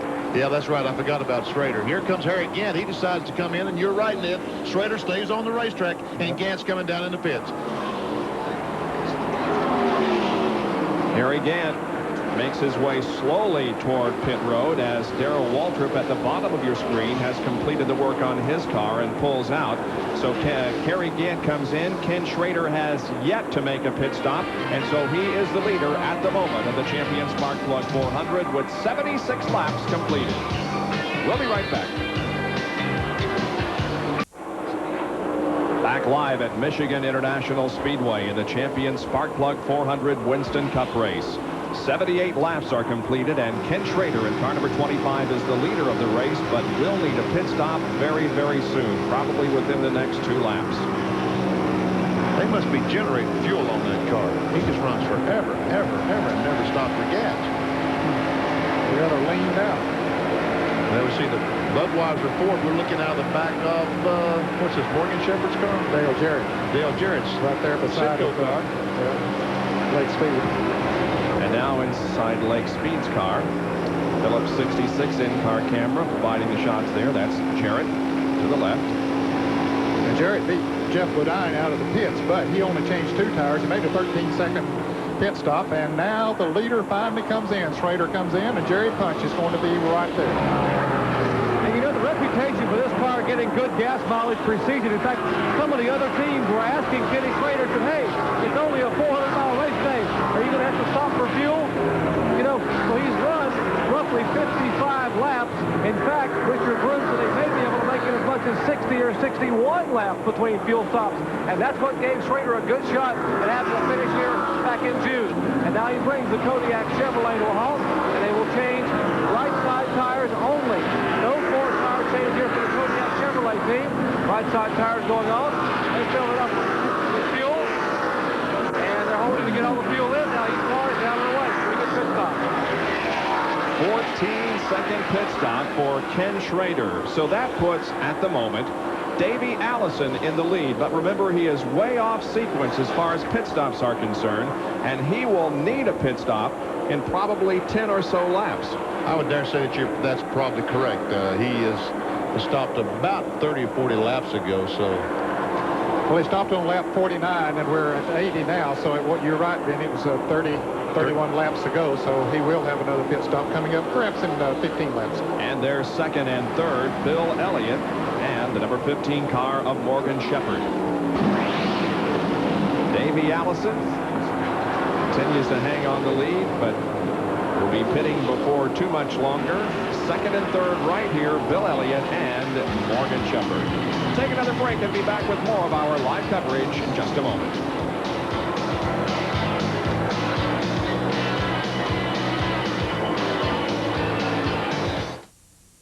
NASCAR, celebrating 50 years in auto racing from 1948 to 1998. Around the world, around the year, with 1,000,000 miles of award-winning racing coverage. ESPN Speed World in the Irish Hills near Brooklyn, Michigan, with a Champion Spark Plug 400. Stop number 19 on the Winston Cup Trail for 1991. Davey Allison, our leader. And here is the battle for second position. Bill Elliott, car 9, and Morgan Shepherd in 15. Shepherd moves inside. They head for turn number 3. That's Sterling Marlin there on the low side also. And Shepherd backs off. Elliott hangs on to second. Boy, Bill Elliott used Sterling Marlin to his advantage that time. He kept low on the racetrack, pulled right up, and made Morgan run in there and back off. That helmet, the camera is mounted on Morgan Shepherd's helmet as he goes down the front straightaway. This is going in turn 1. He ought to get swimmy-headed, bouncing around like that. Look at him work on that steering wheel, back and forth. Because he only got one glove on. He's got a glove on the left and not on the right. I don't understand that. This is down the back straightaway. We can see that there's no real turning effort there. He's going in turn 3. Ricky Rudd is in. This is an unscheduled pit stop, right, Jerry? Indeed it is. Ricky just called a minute ago, and the crew jumped up on the wall, and they will change all 4 tires. Now, I have not heard anything on the radio. I would have to guess that they probably have a vibration, and they can't afford to take a chance. They saw what happened to Earnhardt, and remember, Ricky Rudd is currently second in the point standing, so they will change all 4 tires. The Tide crew getting left side tires on, spinning the windshield. It will be a costly pit stop under green. 22.6 seconds on the pit stop by Ricky Rudd. Richard Childress has to be rubbing his hands with glee down there because this is going to put Rudd out of sequence in a lap down. You got to take advantage of situations when they come your way, and Rudd had a situation earlier when Dale Earnhardt had his problem.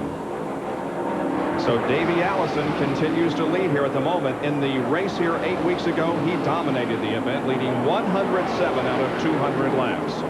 Davey, do you think you can win 2 in a row here at Michigan International?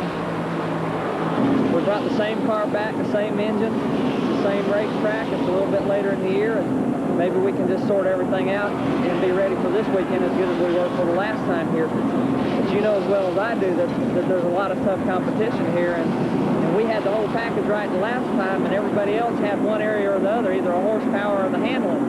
And this time there's probably going to be somebody else that has the whole package right. Well, it appears as if this team has the package right again, but remember, he did have a problem and made an unscheduled pit stop, got off sequence, and now it's just going to come down to what happens the rest of the way. We talked about Kenny Schrader and what great fuel mileage that he got while he was out there, and he ran 10 laps longer than Mark Martin. 10 laps, 20 miles longer than Mark Martin before he made his pit stop, but yet he's going very slow in those last 10 laps, slower than the fellows that's been in and gotten tires. So Davey Allison, it may be an advantage. It may work out that he was able to stop early, had to stop early, but it may end up being an advantage before the day is over. Well, he'll be coming into the pits perhaps in the next 5 or so laps, Benny. According to our calculations here, we'll see when he does come in. When Ricky Rudd made his pit stop a little bit ago, he was running in about 15th position. Of course, he has gone a lap down now and is back in 23rd position. I'm impressed with the way Davey is able. Oh, here, Davy's crew is getting ready, but he's out there with tires with 15, 20 laps more than the other competitors, and yet he's still staying ahead of them. So his package, as he called it a moment ago, looks pretty good. 15 cars are on the lead lap as we approach the halfway point. This will complete lap number 91 for Davey. And here he comes. Yep. That's going to give the lead now to Bill Elliott. And we'll go to John Kernan as Allison rolls toward his pit. Well, as we've been documented, Davey got off schedule by pitting and changing 4 tires earlier. Had a tire equalized. We found out it was the right rear tire that equalized. This will be just a 2-tire change as they put 2 on the right side. They take a look at the left side tires. Ryan Pemberton, the tire specialist. The gas is in. 12.3 seconds of lightning fast stop for Davey. And that'll leave him in the lead lap, John. Yep. But they did not get the car full of fuel. The gas man was chasing the car as it left, and they decided not to get it full of fuel. Elliott just coming out of turn number 4 as Allison pulls back on the racetrack in turn number 1. Here comes first and second, Elliott and Shepard. But Davey will stay on the lead lap, and now we will get a better indication of exactly how good that package is. He has stayed on the lead lap, but is going to be at least a half a lap behind those running up front. Now, he went 42 laps that time on that tank of fuel, but as Benny says, he didn't get the car full that time, so he might not be able to even go that far the next time. So what you were talking about being an advantage overall today might not be that much of an advantage because they didn't get it full of fuel. Riding with Morgan Shepherd, the Igloo in-car camera. A little bit of oil seen also in that windshield as he's following the leader, Bill Elliott. Yeah, we can see where they cleaned the windshield on the pit stop. The left side much clearer than the right side. They only clean the windshield direct in front of the driver. They figure he has no use looking out the right side. And that's true unless here in Michigan, you run that high groove, you sometimes want to look out to that right side and see the wall. Right there, you want to see how close you are. I wouldn't want to.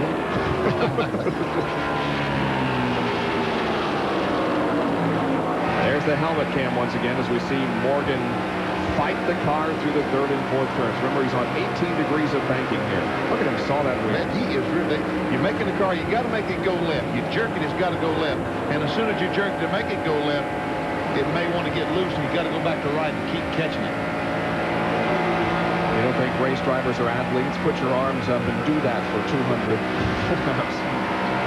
And again, when we watch that car going around the corner from a camera up on top of the roof, we can't see the car bobbing. That's because Morgan Shepherd feels it before it starts to slide. He feels it getting loose, and he corrects before the car ever makes a bobble. And that's what experience, that's why we talk about the experience being such a factor. That's what you learn after 5 or 6 years driving these things.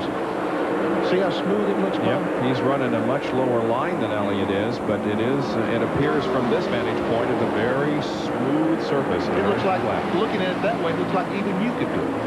I wouldn't go so far as to say that. I guarantee you one thing, I'm not going to try. Elliott leads. Morgan Shepherd is second. Ernie Irvin is third. Mark Martin fourth. And the number 11 car of Jeff Bodine is fifth here at Michigan.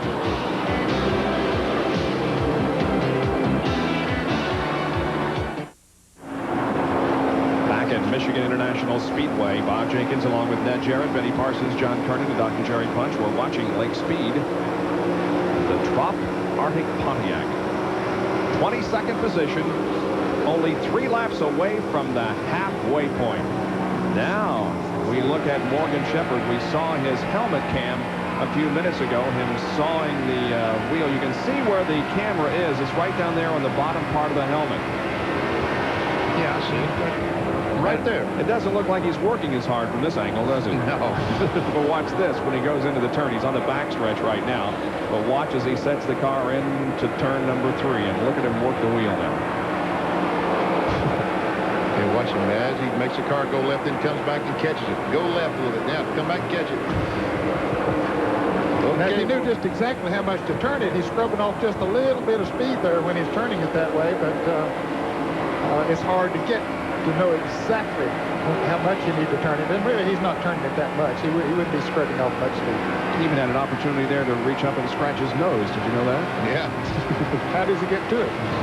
That's a good question. One more lap and we'll reach the halfway point of this race.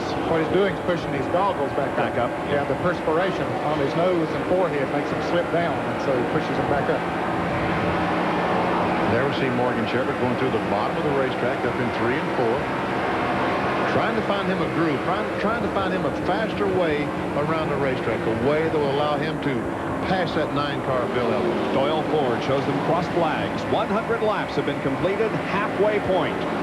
Now, that wire that you see going up to the steering wheel there, that's for the two-way radio. So he just pushes a button when he wants to talk right there about where his thumb is, and makes it very easy for him. It's now the halfway point of the race. All phone-in entries for this week's ESPN Pick the Winning Chevy Sweepstakes are now closed. The winner of the sweepstakes will be announced in our next Chevy Sweepstakes race. You can call 1-900-933-9300 in 10 minutes to enter the next contest. And our congratulations to a gentleman named Charles Allison from Las Vegas, Nevada, who was the winner of our ESPN Pick the Winning Chevy Sweepstakes last weekend at Watkins Glen. Congratulations, Charles Allison wins his choice of any Chevy Lumina. There's Buddy Baker in the 20, the red 20 car on the inside of Bill Elliott. Now, he's about to go a lap down, Benny. He is in the 15th position, so that will leave 14 cars in the lead lap. Now, the next driver that would be going a lap down, Allison. well, yeah, Davey Allison is 14th, and I doubt if they'll be coming up to put a lap on him. Here's Rusty Wallace, Ken Schrader, and Alan Kulwicki. That is 8, 9, and 10. 8th, 9th, and 10th position. Rusty Wallace, of course, there on the left in the Miller Genuine Draft Pontiac. A team owned by Roger Penske, who owns this racetrack and is here this weekend. And now Schrader gets that Chevy up high on the racetrack, and Alan Kulwicki sneaks underneath. And here comes Schrader trying to get back on the inside. No, he decides he'll follow Kulwicki and see if they can hook up together and run a little bit faster. Kulwicki moves to 9th, Schrader back to 10th position. The leader of the race is Bill Elliott, who is looking for his 8th victory here at Michigan International. He is the leader among active drivers in wins here at this 2-mile super speedway.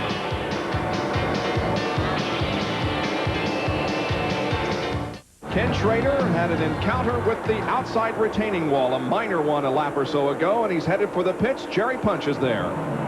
Well, it may have been minor from where we sit, but from where Kenny Schrader was sitting, it was a major one because he had the right rear tire rubbing.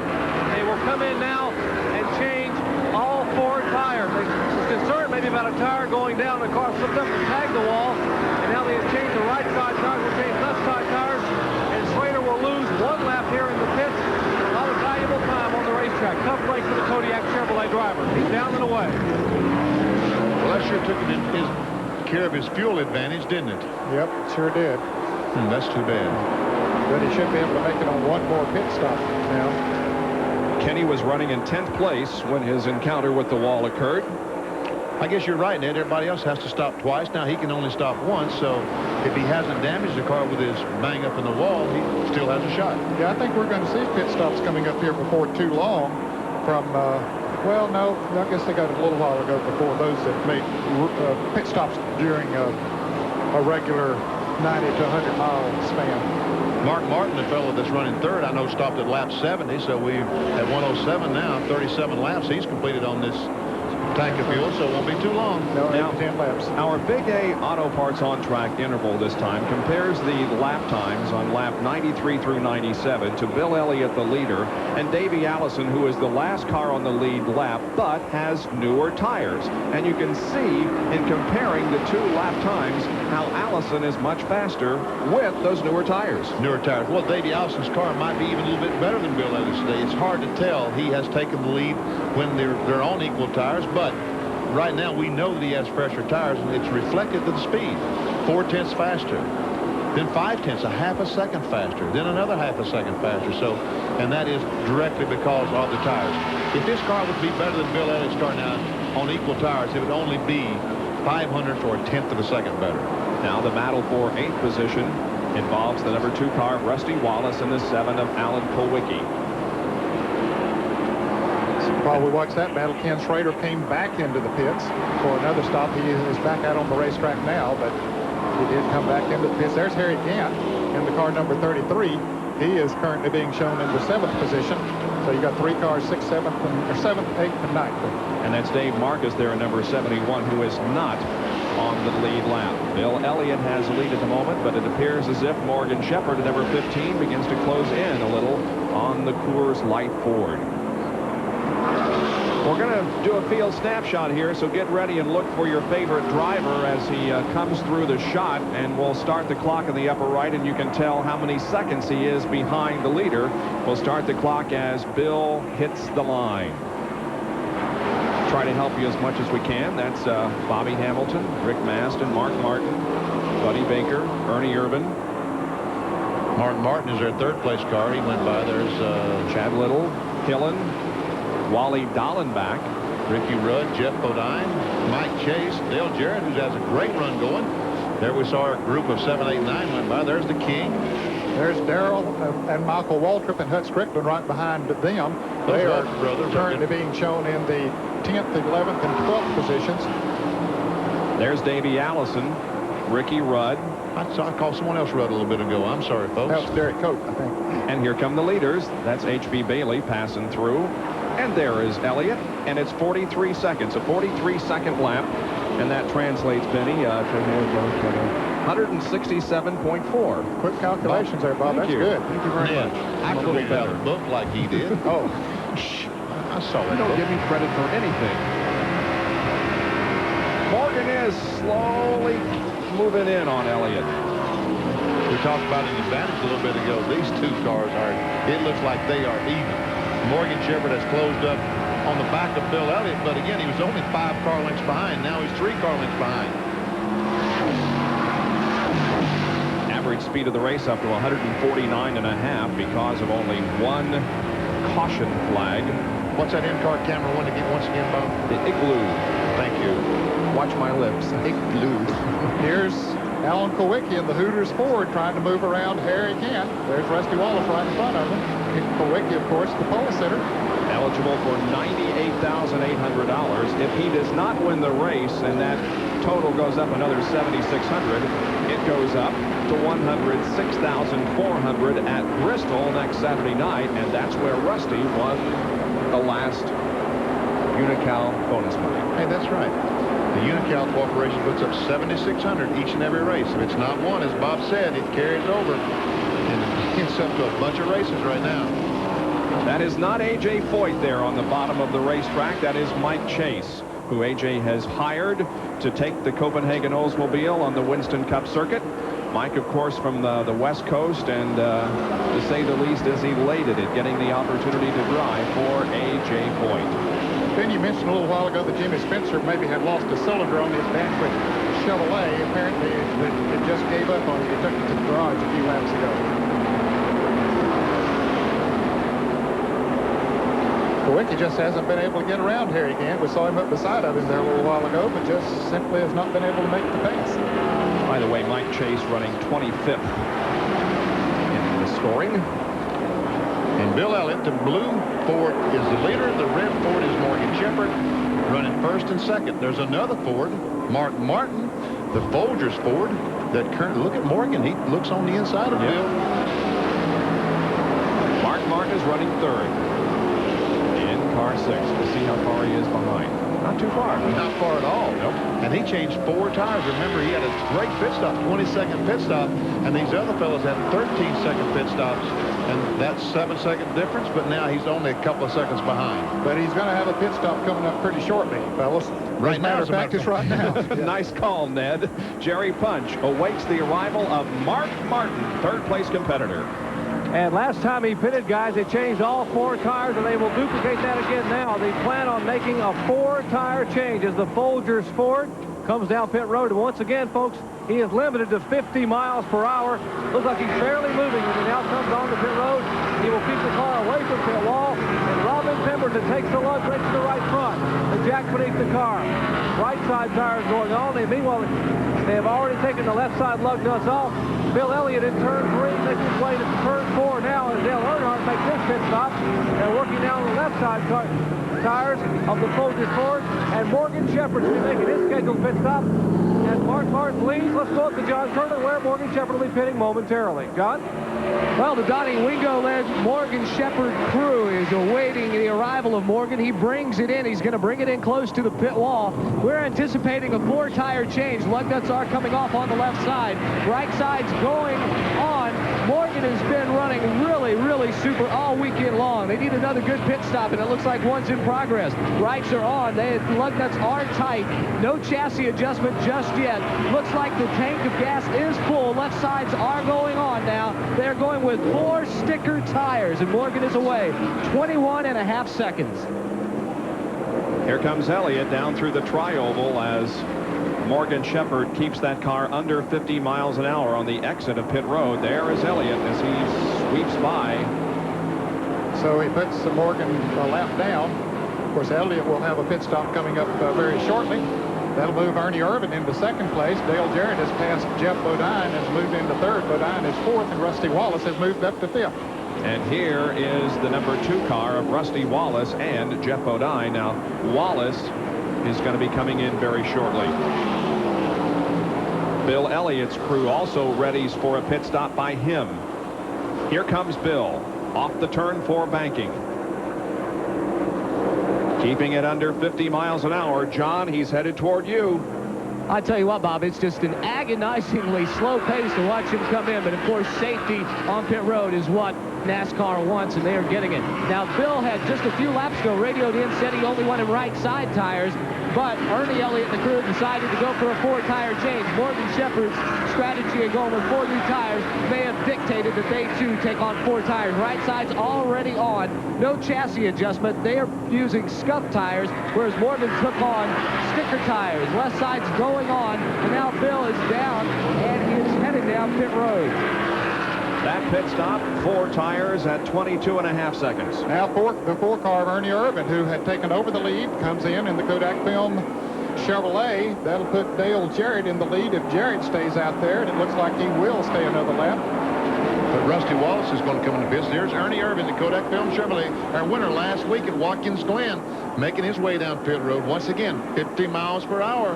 And Rusty Wallace is right behind him as he brings the Miller Genuine Draft Pontiac down the long pit road here at Michigan. He is pitted down further toward turn 1 than Ernie Irvin.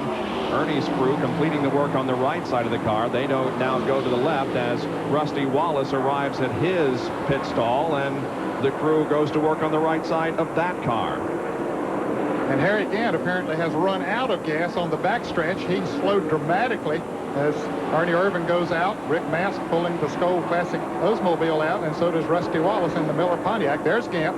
He's coming at a pretty good speed, but he slowed down much too soon to come into the pits when he would normally come in. Dale Jarrett now is coming in. He had taken over the lead in the sit-go forward. Alan Kowicki comes in, so does Jeff Bodine and Darrell Walter. Still a lot of activity on pit road as pit stops are being staggered here somewhat. Interesting situation. The Wood brothers are opting to go with left side tires on the sit-go forward. They change right side on the last pit stop. Harry Gant, as he was coming down pit road, was wiggling the car back and forth, back and forth. I think he was trying to show the crew that he had a flat tire, is what it looked like, and let the crew figure out which tire that was flat. Harry finally arrives at his pit stall. Dale Jarrett on the left goes out of the pits. Jeff Bodine is still pitted. Darrell Waltrip is still pitted. Here comes Alan Kowicki out. Now Waltrip's car is down off the jacks, and so is Jeff Bodine's. Those two pull out while Harry Gant remains on pit road. Michael Waltrip coming in the Pensol Pontiac, and so is Hud Strickland. Michael Waltrip had taken over the lead. But now here he comes in. Yep, and Hud Strickland coming in right behind him. That Pennzoil crew swarming all over them. 4-tire change. Hud Strickland pitted just up pit road from the Michael Waltrip car as Davey Allison assumes the lead once again, off sequence from the others. Stay with us. We'll be back for more live coverage from Michigan. NASCAR, celebrating 50 years in auto racing from 1948 to 1998. Welcome back to Daytona, USA, where Benny and I are hosting the second NASCAR ESPN2 Marathon. 9 races for the next 32 hours, and we're watching the Champion Spark Plug 400 from Michigan International Speedway, 1991 at the moment. Bill Elliott has dominated that race, hasn't it? That racetrack, I should say. Over the years, Bill Elliott has been so doggone strong. I guess when he first started racing up there, Harry Mellon, who lives in Jackson, Michigan, has a manufacturing facility in Jackson, owned his car. And so he just had something more going for him. It was more than another racetrack. It was his car owner's home where they really wanted to do well. And Bob, I'm a firm believer that the mental aspect of the racing game is worth a quarter of a second that you just reach out and grab out of the sky. You know, many of the races we've done at Michigan, we've seen very few cautions, and that means green flag pit stops. And pit strategy. You know, who can stretch that, run 100 miles on one tank of fuel? Not many cars can do it, but once in a while you're going to find a car that can do it, and they're going to really have an advantage. And, you know, in 1997, we hear a lot of politicking about different brands, Fords, Chevrolets, Pontiacs, trying to get an advantage. Don't you know the phone was ringing on Monday after this race because the Fords are looking really, really strong. Some things change over the years and some things don't. Let's go back now to August of 1991 in the Champion Spark Plug 400 from Michigan International Speedway as we continue NASCAR ESPN2's Marathon. Around the world, around the year. Award-winning auto racing coverage, ESPN Speed World, and we're glad you could join us this afternoon from Brooklyn, Michigan, the home of Michigan International Speedway, 2-mile super speedway here in the Irish Hills. Now, we've had problems on the number 11 car of Jeff Bodine. It's in the pits again. Jerry, what's the problem? Well, apparently the car developed a miss and thought it may be an ignition problem. They're trying to roll the car. They had the hood up. Beecher Hetland, who's the engine builder, is walking along the right front of the car with the hood up, and they are pushing the car down pit road, trying to get the car refired. And apparently now the car will not refire. They will push the hood down, and they're going to go work on some of the wiring again. A tough race for Jeff Bodine, who led both in June and today, and apparently will not go to victory lane. Bodine with a very strong car here at Michigan today. Ran up in the top 5 for most of the time, but problems have arisen on the Budweiser Ford. And on the racetrack, Davey Allison in car number 28 trying to put the number 17 car of Darrell Waltrip and the 25 of Ken Schrader down a lap. That's Chad Little on the inside. Chad is already a lap down because he made some contact with the outside retaining wall earlier in the day. Davey Allison's pit stop may be coming a little bit earlier than we thought. Watch for Davey to possibly come in this lap or the next one. Well, Benny said they didn't get it full of fuel. Yep. The last time they stopped, they made an awfully quick 2-tire change. So now he comes back into the pits, and John Kernan will be there. Benny was exactly right. They only got just a little bit over 20 gallons. Now, they could have gone about 5 more laps, but they're going to need another stop anyway. They're within that window, so they decided to go ahead and bring him on in. And unlike some of the teams we've seen, they're going to go with a 4-tire change. We told you the Wood brothers went with 2 tires. Davey and Robert Yates and the crew talked on the radio, and they have decided to go with 4. Now, lug nut on the right front tire came off, and they had to put it back on by hand, but that's not slowing them down too much. Lefts are on. It's full this time, and Davey is going down pit road. Allison picking up speed in the Haviland Ford, keeping it under 50 miles an hour. And now the lead goes back to Bill Elliott. Mark Martin shown in second position, and Morgan Shepherd now is in third, but Elliott has a rather comfortable lead at the moment. Here comes Mark Martin, followed closely by Shepherd. Jerry, more on that Jeff Bodine situation.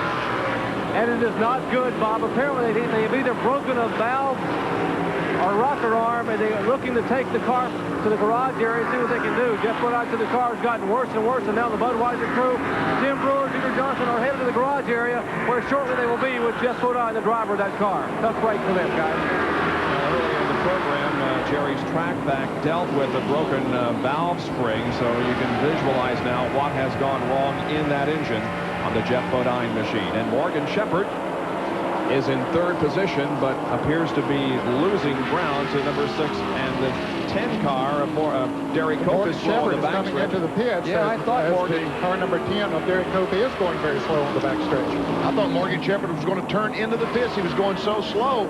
But meanwhile, he does continue on and comes right down to his pits. It kicks the car in neutral. And the crew is going under the hood.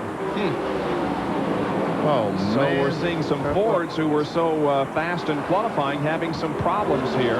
And Morgan reporting that it feels like a plug wire has come off. But John, any further information? Well, Bob, all I can tell you is that the car sounds very, very sick. They have shut it off down here. Morgan's sitting behind the wheel. Bud Moore and the crew have come over. They are going to put another spark plug in. They think that might be a problem on the left side. They're going to work, and they think it might have, the spark plug may have gone bad on them. Like Morgan had just radioed in and said it felt like the spark plug blew right out. When it came in, it definitely had a bad miss in it. Right now, they will go to work, and hopefully that can fix the problem for them. While we watch Morgan Shepherd, we showed you a few minutes ago, Derek Cope going slowly down the backstretch. He has taken the Purolator car to the garage area. There is Morgan Shepherd waiting on the crew to finish up under the hood so that he can get back out on the racetrack. And Hut Strickland made an unscheduled pit stop a few laps ago in the Ray Bestis Buick. Hut is currently being shown in the 21st position. He had been up in the top 15. Well, we are now 69 laps away from the finish of this race as 131 laps have been completed, and the Western Auto race summary shows us that Bill Elliott has led 28 of 127. One caution period for a total of 7 laps. That was for debris on the backstretch. Lead changes 15 among 11 drivers at an average speed of 150.52. Now, those that have led a lap include Shepherd, who's in the pits, also Davey, Martin Kulwicki, Jeff Bodine, Means, Elliott, Schrader, Jarrett, Michael Waltrip, and Ernie Irvin. Out of the race, Bobby Labonte, Stanley Smith, Brett Bodine, Jimmy Spencer, and Rick Wilson. Now, the Western Auto Mechanic of the Year standings, Larry McReynolds, employed by the Davey Allison team, is on top of the standings, but by only 1 point over Kirk Shelmerdine of Dale Earnhardt's crew. Tony Glover is third. He works, of course, for Ernie Irvin. Bob Johnson on the number 1 car is fourth in the standings, and Waddell Wilson of Ricky Rudd's team is fifth in the Western Auto Mechanic of the Year standings. Michael Waltrip is off the pace, Bob. It's Darrell. So is Darrell. Well, Michael had slowed down. He was running in 7th place, and Darrell was running in 8th place. The Waltrip brothers having problems. We'll check those situations while we take a break from our live coverage of the Champion Sparkplug 400 Winston Cup race from Michigan International Speedway.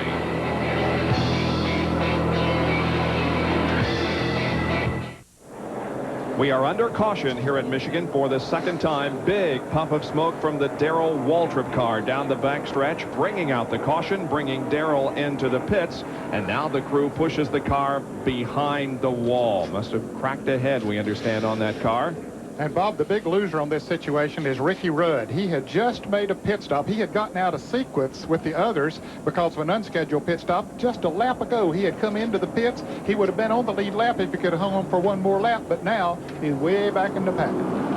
And the green is being displayed at the end of pit road, signaling the pits are open, and several will take advantage of the caution flag. Here comes the leader, Bill Elliott, Mark Martin, Ernie Irvan, Rusty Wallace, Dale Jarrett, Alan Kulwicki. Jerry Punch is in the pit area with split screen here on our pit stops. Now we'll show you Bill Elliott on the top of your screen and another Ford Folgers colors of Mark Martin at the bottom. Now the Mark Martin crew going to the work on the right side of that car as Bill Elliott will get service from his crew further up pit road. Cleaning the windshield. It'll be a 4-tire change here for Mark Martin. They come around to the left side. Robin Pemberton now dodges the jack man, takes the left front tire off, left rear going off from Steve Mill.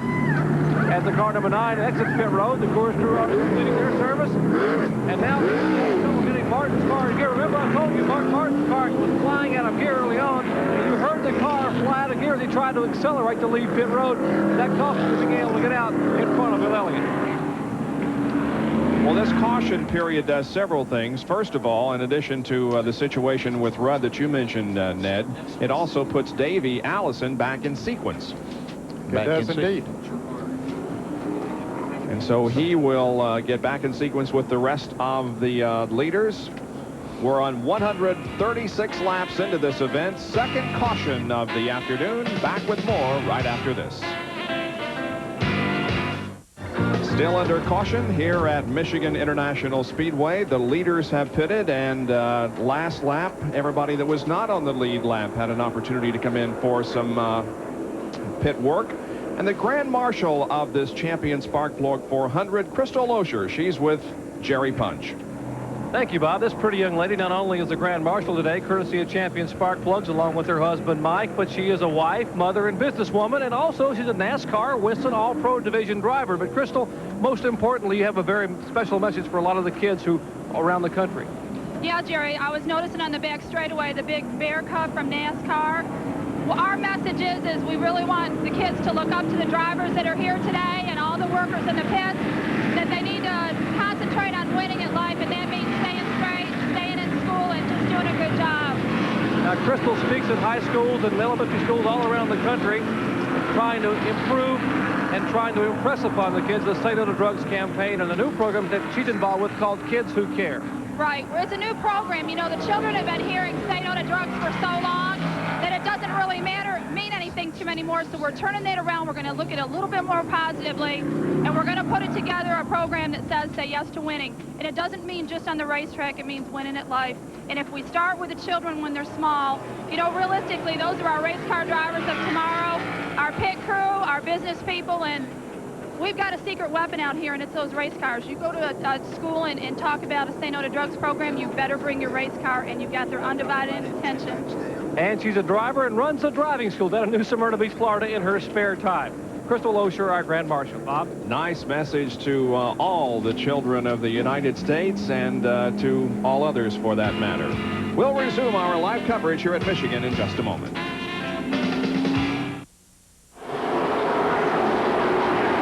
We are back to racing here at Michigan on lap number 141 as Bill Elliott leads Mark Martin, Rusty Wallace, Alan Kulwicki, Ernie Irvan, and Dale Jarrett to the green flag. Now, Ricky Rudd, the fourth car there in your screen on the far right, is not on the lead lap. He is in 10th position.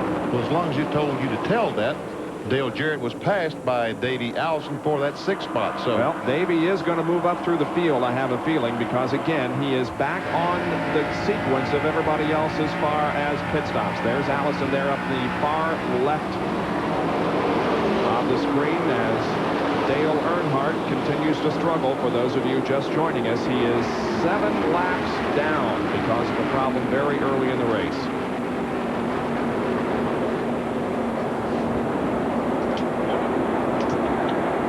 That's Davey on the black 28 on the inside of the Dick Trickle automobile, trying to get by Trickle. That's Dale Jarrett. He is in the lead lap to Sitco Ford. And here comes Earnhardt. This is the Sitco in-car camera, the front bumper on Dale Jarrett's car. And look behind these fellas. 3 abreast again. Morgan Shepherd, Sterling Marlin, and Harry Ganner 3 wide coming down through the tri-oval here. Of course, Morgan Shepherd lost a lot of laps when he had a problem, spark plug or something. And there's Harry Gann trying to get on the inside of Dale Jarrett. Dale has chosen to follow Dick Trickle around there. And spin up in turn 2 right behind these cars. And 2 cars involved, 3 involved. I believe Joe Ruttman is involved. He hit whoever spun up there that's against the outside wall, and then somebody spun behind. That's the 89 car, I believe, of Jim Sauter up against the wall. There it is. The Evan Root sponsored car driven by Jim Sauter from Necedah, Wisconsin. Crashes up in turn number 2, and Joe Ruttman's Chevy Lumina is badly damaged in the front end. I've been calling it an Oldsmobile. You're right, that is a Chevrolet. It is a Lumina, yep. Here's the tail end of the spin as we see the safety crew rush to Jim Sauter's car. We see it right behind. I saw Sauter. He just lost control for some reason. I don't think anyone was around him. He goes around and everything is okay till Joe Ruttman comes along, has no place to go, and really can't see anything in the smoke.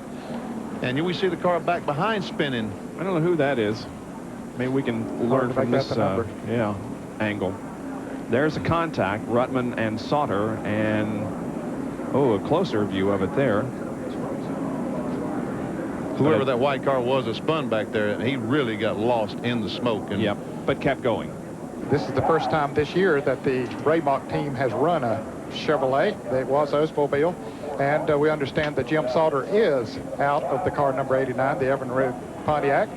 So that's good news. This is the first time that Raymock has run a Chevy for Joe Ruttman, but it isn't the first time that Raymock has run Chevys. They ran that mark in 1983. So the safety crew has arrived on the scene where Jim Sauter's car is against the wall in turn number 2. Back in a moment. NASCAR celebrating 50 years in auto racing from 1948 to 1998.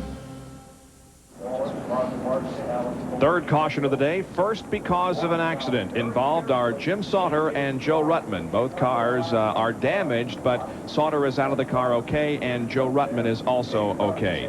The last weekend at Watkins Glen, during the running of the Budweiser at the Glen, we lost a very close friend, a very tenacious competitor in the Winston Cup Series. As many of you know by now, J.D. McDuffie lost his life in that crash last week. Benny Parsons takes a closer look at this great man. Racing fans knew J.D. as the classic underdog, or in racing terms, an independent. And they loved him for that. Because in many ways, he was a symbol of the struggles that many of us face in life. For J.D., his joy came in working on a race car that he was proud of, and then driving it to its limit. He operated on a budget less than a tenth the size of others, but he kept plugging away. And someone asked why did he keep racing? He knew he really didn't have a chance to win. But I'm here to tell you, when the command was given to start the engines at Watkins Glen last Sunday, J.D. was sitting there thinking about how he could win that race. As hard to believe as it may sound, every real racer thinks that today will be his day, that somehow, some way, things might fall their way, and they'll be the first to take the checkered flag. J.D. McDuffie was a real racer. When he was interviewed in Victory Lane following his win in a celebrity race at Shangri-La Speedway the night before his final race, what was on his mind? Yeah, we had a real good time, too. I hope I can repeat this tomorrow. But it's times like these we realize all successes in life aren't measured by wins and losses, but rather the quality of the pursuit of a dream. For racing fans, J.D. McDuffie will always be remembered as a symbol of the days when racing was simple and men competed for the love of the sport.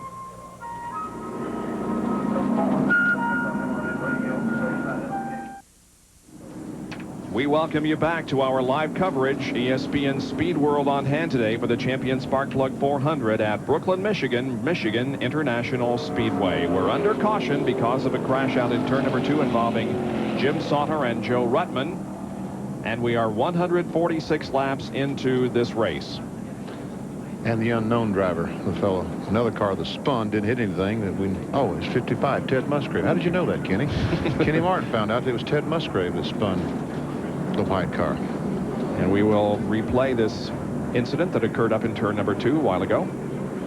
There was Sauter. He lost control. I was looking at the car, and just all of a sudden, the Evinrude Pontiac went around, and there's the other car spinning that we never could figure out, but Kenny Martin somehow got that information. He's the leading rookie contender, led Bobby Hamilton by 3 points coming into this race today. The Jasper Engines, car number 55 of Ted Musgrave. Got a great rookie battle going on in Winston Cup this year.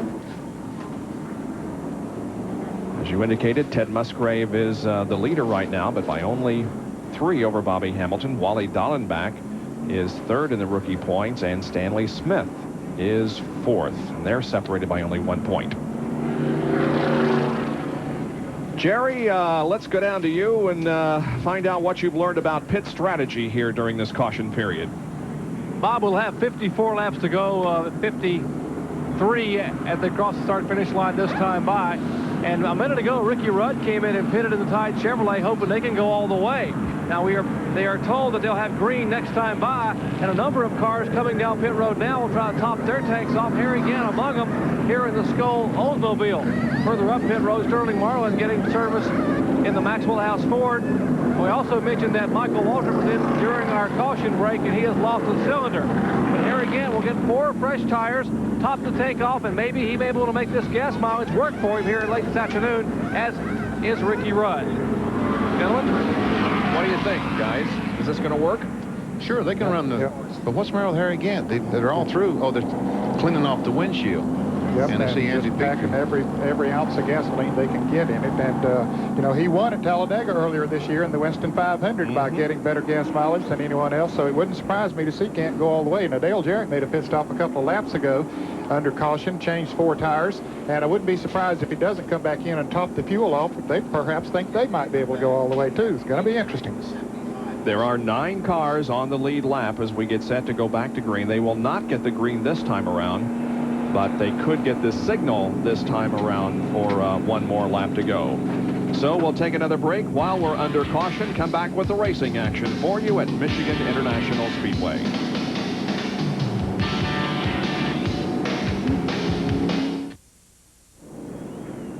We're back at Michigan now. While we were away, 2 of those running in the lead lap, Alan Kowicki and Ernie Irvin, did make pit stops to top off their tanks, but that's it.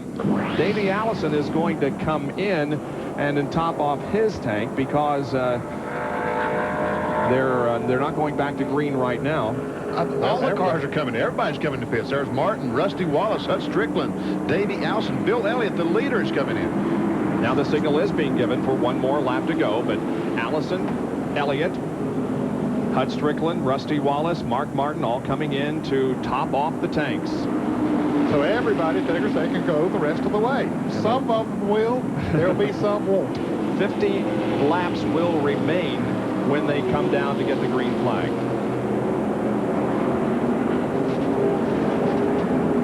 Ernie Irvin coming in, Ricky Rudd, Allison, Wallace, and Mark Martin all coming out at the same time. Being careful to stay below that yellow line there in turn number 1. Yep. I believe this has put Michael Waltrip into the lead. Even though he is running on 7 cylinders, he's still in the lead lap. Well, that'll be excited on the green flag. He and 7 cylinders in the front. Yeah, we had gotten word just before the caution period that Michael had lost a cylinder, so he is not going to get up to speed nearly as fast as everybody else when they come down here to get the green. Now, a little bird flew by and said that Mark Martin don't feel that he can make it. He can only go about 48 laps. And when they come back to get the green, they're going to have 50 laps to go. Like to say, some will be able to make it, some won't. That is the story that we will play out here in the last quarter of this race. Michael Waltrip is up front. There's Mark Martin, who we was talking about, that one of the better cars has been running up front all day, but Ned says he heard that someone heard on the radio that he might not be able to make it. This is Morgan Shepherd. He's also had some problems. Pace car pulls off. The fourth turn, and here comes the green flag. It's waving. We're back to racing, and you can see the poor start that Michael Waltrip is getting. And of course, Harry Gant just drives right on around him. Now, does Harry want to get out there and run hard? And, of course, he wants to lead a lap. For one thing, I don't think he has led. He might have during some of those pit stops. I don't know. But anyway, does he want to get out there and run hard and use up that gas? Of course, drafting is effective here, Benny, but it's not as much of a gas saver as it is at Daytona and Talladega. No, it certainly isn't. Morgan Shepard is not on the lead lap.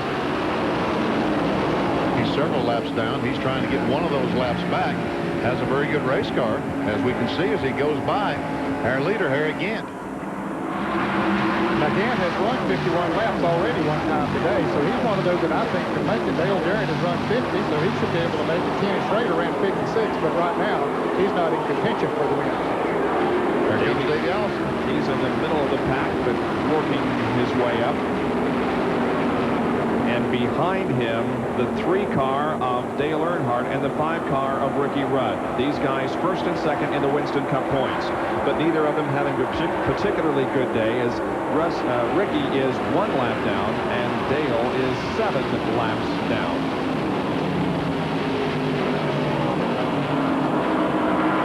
Dale currently being shown in the 28th position, and Rudd in the 12th position.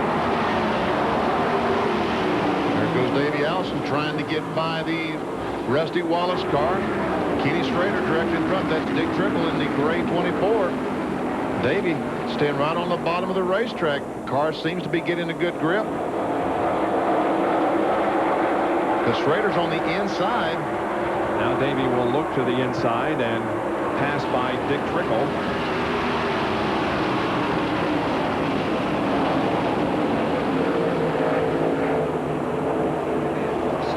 Here comes Wallace using the low groove. Now Allison right on the back bumper of Ken Schrader. He got a bite off that corner and came off like a rocket ship. Second place car is Mark Martin. Third is Elliott. The 22 car, and on the inside, the blue car, Sterling Marlin. He's laps down. And so is Ken Schrader. They're just showing Sterling 1 lap down, fellas. He's in the 10th position, and Ken Schrader a lap down also in the 11th position.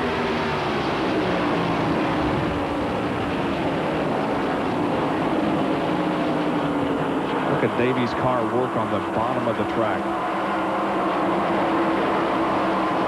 Here he comes, trying to get by Schrader.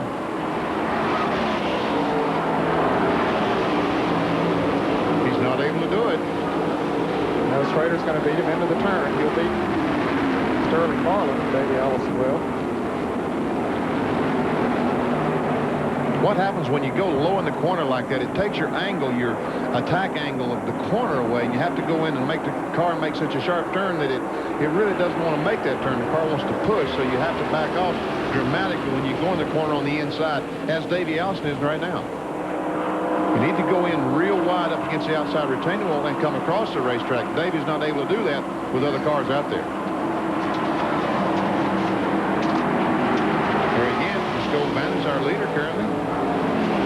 Way back, Mark Martin running second, Bill Elliott third, and now Davey Allison has gotten by Schrader and is in 4th spot. There's the interval between Allison and the leader.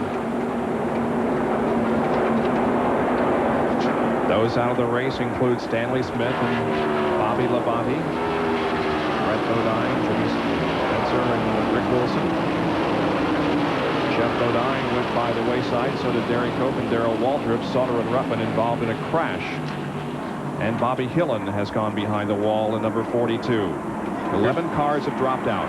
Here's a race for third. Davey Allison pulls alongside Bill Elliott. He's a little bit ahead, but now Elliott has that angle I was talking about of entry into the corner.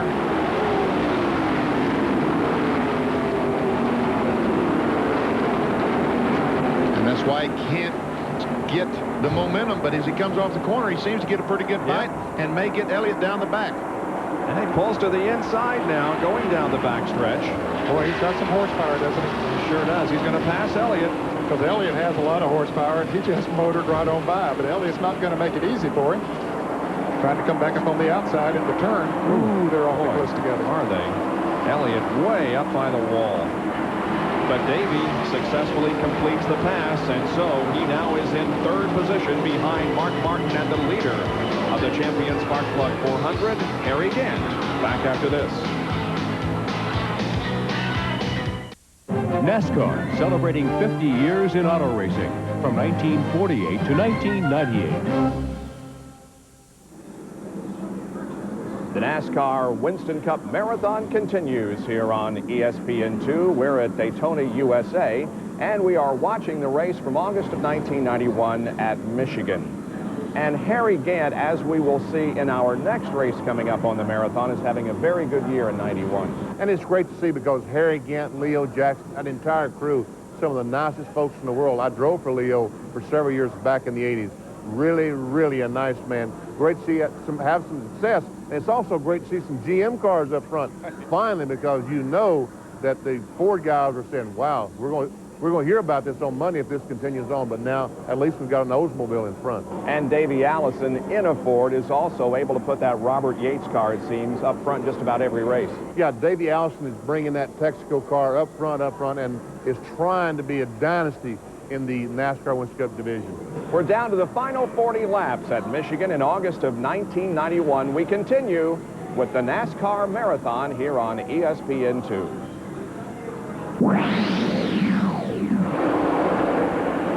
Watching battle for second position. The leader is Harry Gant. The two battling side by side for second are Davey Allison and Mark Martin, but no longer, as Davey passes Mark rather easily, and now Allison, who has moved to second, sets his sights on Harry Gant. Boy, he looks like a man on a mission, and that mission being right now Harry Gant. Yeah, he's come up through traffic well. It's obvious the car's working well for him. The question is now, can he catch Harry Gant and pass him? Here's Harry Gant's serial. On the 20th lap, he was 12th. Lap 65, 8th. Dropped back to 11th on lap 135. And now at the end of 160 laps, he is the leader of the race. But that could change before too many laps because Davey Allison is coming on. You know, we're fairly confident that Harry Gant can make it the rest of the way on the fuel. I'm not sure those two Fords, that one right there, Davey Allison, and one behind him, Mark Martin, I'm not sure they can make it on fuel. So it'd be a shame they get up and pass Harry Gant, but yet have to stop 3 or 4 laps in the end for a splash of fuel. The interval is less than 2 seconds now between Gant and Allison. Davey led more than half the laps of the race 8 weeks ago here at Michigan in claiming a victory.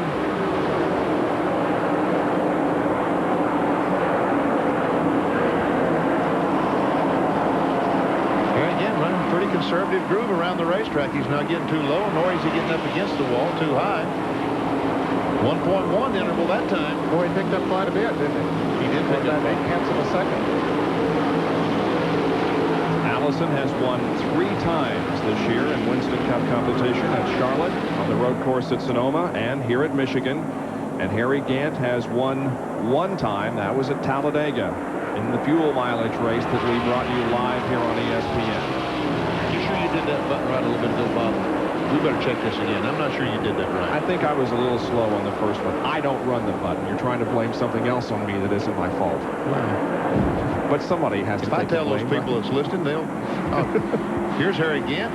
Now let's check. It was 1.1 a second ago. Now it's 0.6. Yes. So he gained a half a second that lap. Cherry Punch is with Harry Gant's crew chief. Bob, here in the Skull pits, I had 2 concerns, the 2F, fuel and Ford. Let me ask you first, Andy Petrie, on fuel, can you make it the rest of the way? Well, you know, fuel's a big concern right now, but I guess the biggest concern is the Ford. They've been on the phone here today. And, you know, like I told you a while ago, we'll take advantage of this airtime while we're leaving. That 28 car bill was seeming pretty good right now. You know, I just hope for a good finish. Looks like 28's got everybody covered today. Well, that Ford he's talking about is Davey Allison, and he's about 2 car lengths behind him. Let's check in his pit where John is standing by with Larry McReynolds. Larry, Larry is talking to Davey right now. We've watched Davey come to the field. Well, now Davey back on the radio in constant communication. We've watched Davey come to the field. Obviously, a lot of horsepower, but you got to burn a lot of gas to get that horsepower. Can he go the rest of the way? Well, that's what we're talking about. We're trying to figure out whether to draft off again or go on by him. We're about 2 or 3 tenths quicker than he is. Feel like if we go on and get by him, you know, we can conserve a little more fuel when we get out there. So we just see what happens. It's going to be close. Can you run easier in front of Harry or behind him? Easier in front of him. Easier in front of him. There's Larry McReynolds, the crew chief, and Davey as he crosses the start. Has indeed taken over the lead. Yes, he has. Davey Allison has gone to the front. Now Gant is second and Martin third. Here's Dale Jarrett trying to take over the 6th position from Ernie Urban. He's come from a way back. He passed Alan Kowicki a few laps ago, drove away from Alan. Now Jarrett's Ford, the Citgo Ford, is really working down on the inside of the racetrack. Ooh, he's about to slip up into Urban that time by, though. It cost him a little bit of time. But he's really been able to go low in the track, and that is the way that he's moving towards the front. Dale had a big announcement this week, didn't he, men? Yep, they made it official about the Joe Gibbs team for next year. Interstate Batteries will be the sponsor on their Chevrolets that they'll run, number 18. NFL Properties will be an associate sponsor. Juice Bowl will be an associate sponsor, and Marriott Hotel. So they have a complete package. Well, that is great news. And right now he's looking very, very good as he tries desperately to get by. And that's the thing that's killing Dale right now, is just the line he has to take the entry into the corner is just not wide enough to be able to get back on the gas or get in the corner well enough to pass Ernie. Jarrett has had 3 top 10 finishes in a row. He was 6th at Pocono, 8th at Talladega, and 5th last weekend at Watkins Glen, and is headed for another one today. I tell you, the Wood brothers have done a great job in coming back. Looks like he's got Urban this time around as he slides up in front of him. But they've really been working hard. They perhaps have gotten a little behind at one time, but they have come on strong recently. And the fact that Dale is leaving them at the end of the year has not slowed them. In fact, if anything, they're all working together better than they ever have. They want to win, and Dale would certainly like to give them a win before he leaves them at the end of this year. More on this from John Kernan. Well, Ned, you're talking about how they continue to work and how Dale, even though he's leaving the team, is continuing to work. Yesterday afternoon during the ARCA race and the rain delay, I was standing over talking to Eddie Wood. Well, Dale comes running over, and he wants to talk about using a different type of sway bar. He was taking a nap in the trailer, resting, and all of a sudden he got an idea. It woke him up. He came to check with Eddie, and they did change sway bars in that last practice session to try it out. So that just goes to show you how dedicated Dale is to the team, and he really would like to take them to victory lane before he leaves. And one of the big questions about 1992 becomes, since Dale is leaving the Wood brothers, who will take over that car, and that remains a mystery at the moment, but some kind of an announcement may be made in the next few weeks. And these fellas are, as they race side by side, looks like they might even be catching Bill Elliott, who is directly in front of them. Elliott is currently running in 4th spot. There he is on the outside of Schrader, and Elliott's car just not going like it has been. You're watching the 4th, 5th, 6th, and 7th place cars. Elliott's 4th. Wallace is 5th. Now Jarrett might have 5th as he barely gets a nose out in front of him. The only car not on the lead lap in this group is Ken Schrader there on number 25. Davey Allison continues to lead in second. You're right, he does. You're right, Bob. I'm sorry. That's 2nd place car, Harry Gant. Thank you. Allison leads. Gant is 2nd. Mark Martin is 3rd. And now, Big A Auto Parts on-track interval. This is essentially how Davey Allison caught Harry Gant from laps 157 through 161. You notice that Allison, for the most part, had the faster laps, and that allowed him to close the interval from 2.2 seconds on lap 157 down to 1.1 on lap 161, and then Davey completed the pass and took the lead from Gant. We can see that Harry Gant is more consistent, but Allison much faster. Now, if Davey Allison were to win this race, it would give him a sweep. That is, winning both races in the same year at Michigan. And that would be the 7th time that has occurred. It occurred in 71 with Bobby Allison, David Pearson in 72 and 76, Cale Yarborough in 73, and Elliott in 85 and 86. That battle continues to rage there with Rusty Wallace and Bill Elliott and Ernie Irvin and Dale Jarrett. Well, Elliott has, been passed by Rusty Wallace. Now he's trying to pass back. That's the 4th position they're all battling for. Elliott gets a half a car length on Rusty at the line, but as they go into one, Rusty grabs the spot back. And smoking that right rear tire on that Miller Genuine Draft Pontiac as he goes through the 1st and 2nd corner. Kenny Schrader has sort of backed out of that. He knows those fellows are all battling for position. He's a lap down, so he's going to let them go at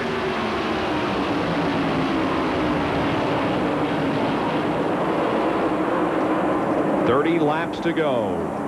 30 laps to go. There is Davey Allison, the leader of the Champion Spark Plug 400.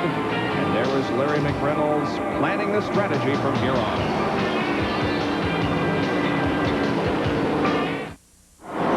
With 27 laps to go here at Michigan, it is Davey Allison in the Haviland Ford leading the Champion Spark Plug 400.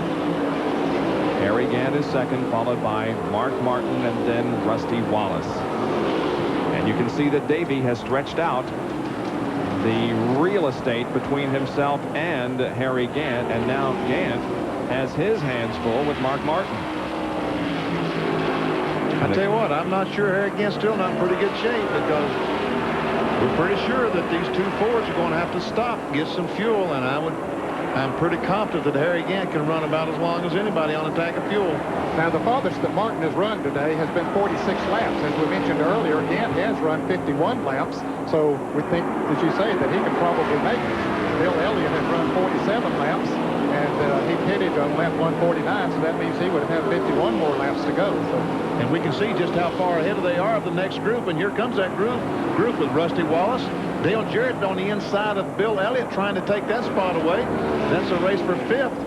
And Ernie Irvin back in 7th. Dale passed Bill, took over 5th. Boy, he worked hard for that position. Yes, for the 2 position, it took him a long time to get her. It didn't take him nearly as long to get around Elliott as it did around Ernie Irvin. Now Mark Martin continues his pursuit of Harry Gant, and he almost hit the wall up in 4th. Here it is. He's coming off the corner and goes up, and you're right, Bob. Almost. I believe he brushed it.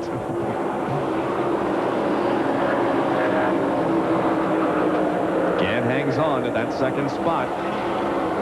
And now here comes Ernie Irvin up to challenge Bill Elliott.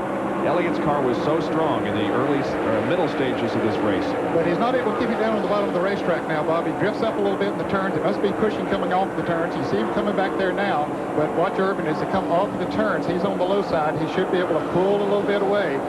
Although that's a tough place there to come off as they get close together. He gains more only coming off of turn 2. And many of these turns are distinctively different from 1 and 2 and 3 and 4. Oh, I tell you, this is an easy corner. Going down in turn 1 where Bill Elliott and Ernie Irvin is going down, this is an easy corner. That 3rd corner is a very, very tough corner. And, you know, John Kernan talked about it at the very top of the show, that the cars are back on bias ply tires and how they got to keep measuring and checking and what have you. It looks like that Elliott's car might have lost the handle. The tire size went away just a little bit as he went out there. Oh, here's the race for 2nd place between Mark Martin and Harry Gant. I thought maybe Martin would hang back behind Harry and draft him trying to save fuel, but no way. No way, Jose. Here comes Mark. He makes the pass on Harry. Martin in the Folgers Ford is now 2nd. Gant is 3rd. And Jerry Punch is with Steve Meal, crew chief on this Folgers Ford.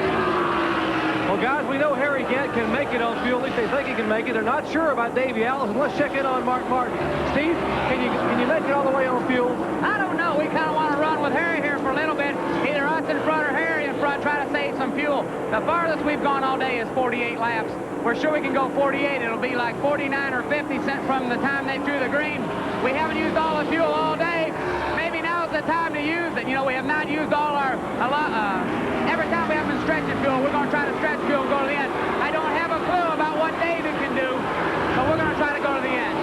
Well, they're going to roll the dice here in the Folgers pit. Gentlemen. All right, on I'll tell you what, it's 3 o'clock Eastern time, and if you have even a thought about changing channels and going to something else right now, thinking that this race is over, you better think again, because there is a real fuel question. Here's Alan Kowicki passing Ernie Irvin at the end of the backstretch. Well, Ernie's car's not working like it was earlier in the race either. And they get awfully close as they come off of turn 4.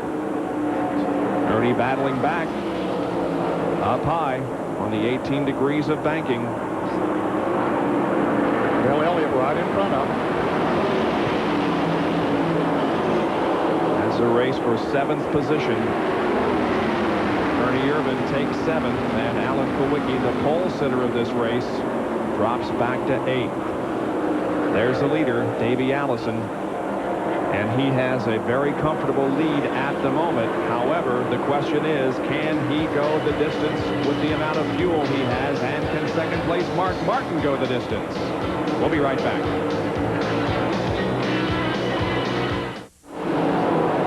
We welcome you back to Michigan International Speedway, where there are 19 laps to go in the Champion Spark Plug 400 Winston Cup race. Davey Allison, car number 28, has the lead of this event.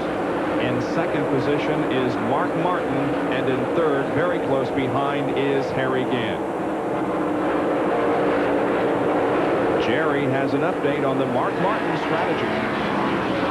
It's sort of funny, guys. You know, a minute ago when we were in break, Mark Martin moved over and let Harry Gant go by because he wanted to draft off Gant to save fuel. But then Harry Gant moved over and let Mark Martin go back by because he wants to draft off Mark Martin to save fuel.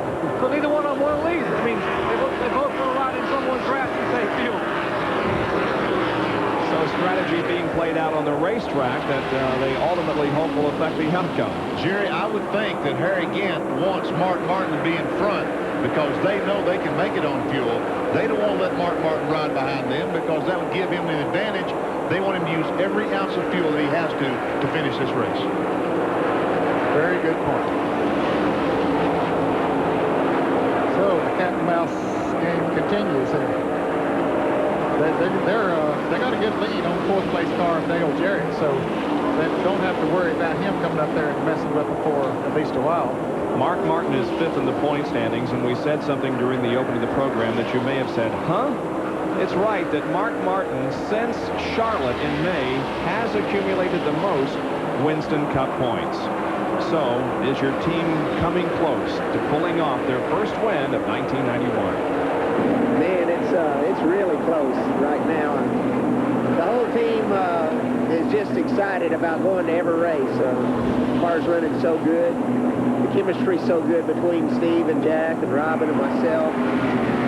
I tell you, we're ready. And they are ready for the win here this afternoon.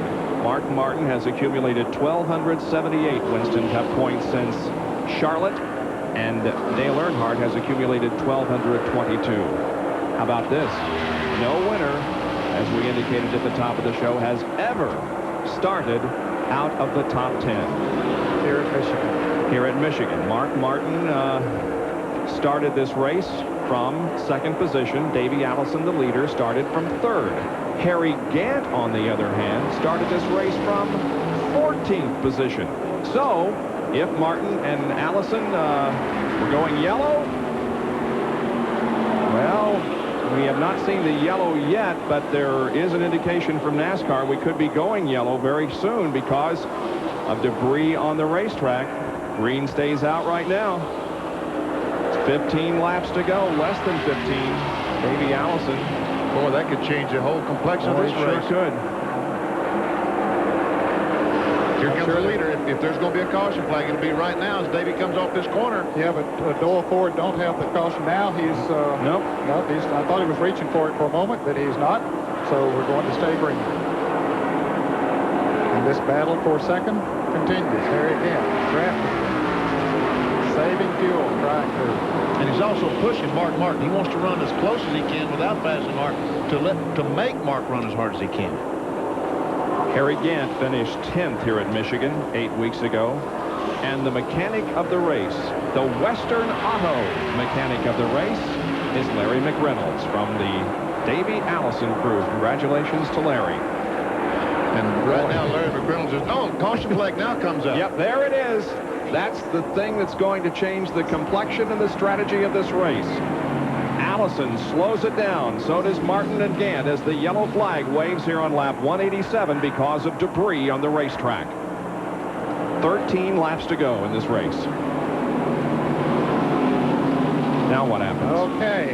Man, this is a what shootout. does happen? Do they come in Do for they? fuel? No, I or don't do think so. they give up track position? I think they got to come in. Do you? Yeah. Benny? Yeah. I think they got to come in. John, what do you think? Are they coming in or not? Well, I tell you what, on the radio down here, Davey is telling Robert Yates and Larry McReynolds that, hey, let's stay out. Hopefully under these caution laps, we can conserve some fuel, maintain our position. We're already the quickest car out here, but we'll just have to wait and see what Larry and Robert decide to do. They'll have the final say, I'm sure. The pace car has picked up the field, so pits are closed right now, but they will be open when they come around this time. I bet Ernie Irvin comes in. There's 9 cars in the lead lap. I would think that Bill Elliott back from 6 on back will come in. Now, the first 5 may stay out. So we could see Elliott, Irvin, Alan Kowicki, and Michael Waltrip come in. That's right. Michael Waltrip is on 7 cylinders, the last car on the lead lap. So there's no reason why he shouldn't. Davey's going to come in and get 4 tires, I bet. Davey is? Yeah, I bet he will. We'll see. Well, a little activity there. We're about ready to answer the question. Will there be... here they come. Everyone comes in. No question that everyone is coming in to get some fresh tires and make sure they have enough fuel to go the distance, and now the shoot-up is set out. When one does it, everybody else has to then. Jerry Punch is on pit road. And indeed, they come at us at 50 miles per hour. Everyone on the radios telling the drivers 50 miles an hour. Here's Mark Martin on the bottom, Davey Allison on top of your screen. We'll watch both these crews go to work. 4 tires for Davey Allison at the Haviland Ford, while they're going to get right side tires only for Mark Martin. They put 1 can of fuel, 1 can only. Mark Martin is away. And Davey Allison is off the Jackson. He is away. These cars will make their way back to turn 1. They're putting 4 tires on Rusty Wallace's car and 4 tires on the Harry Gant machine. Here's Gant coming out. Here's Rusty Wallace moving down pit road. Ernie Irvin, Alan Kowicki, and Bill Elliott as they all head back to turn 1. Now it comes down to what it should come down to, and that is who has the better car rather than who has the fuel mileage. Well, Dale Jarrett only put fuel in, didn't he, Dan? Yeah, they only took, the Wood brothers opted to just put fuel in the sit-go forward, so he was the first driver out. Now, it'll be interesting to see how that strategy works out. Caution is still out. Will be for at least another lap and a half. We're 12 laps away from the end of this race, and we'll be back after this. NASCAR, celebrating 50 years in auto racing, from 1948 to 1998. Back at Michigan, where the yellow remains out because of debris on the racetrack, and Dale Jarrett came into the pits in 4th position, and he comes out as the leader of the race. And while we have the opportunity, and since it's getting late in the race, and since Benny is hungry, we'll go back to our Buffet Benny feature, which we shot earlier this week. Benny visits a place this week which has a lot of visitors every week here at near Michigan International, and believe me, Benny really made use of the good food.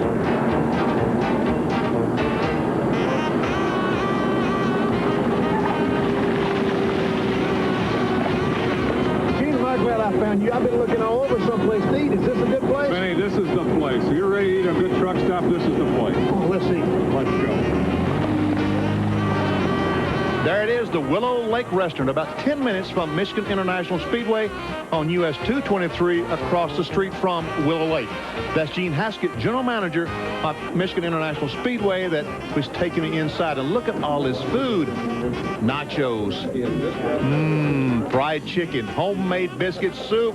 Wonderful. This is really good. Benny, this is the best place around here. This is a regular MIS pit stop. So good. Benny Parsons? No. You're under arrest for overeating. Wait a minute. I just got started. Wait a minute. Sorry, you're going to have to go with me. Wait a minute. Don't I get one request? Depends on what it is. I didn't get dessert yet. Can I have dessert? No, sir, you're going to have to go with me. Now, Now, a couple of observations. First of all, Gene Haskett didn't make any difference to him. He just went right on eating while they carted you off to jail. And secondly, I wasn't there when they did that piece, but I understand that the amount of food that Benny consumed there was unbelievable. We were going to put it up on the graphics, you know, and show you, but it would have taken 2 pages and much too much time, so we decided not to. Who went his bail?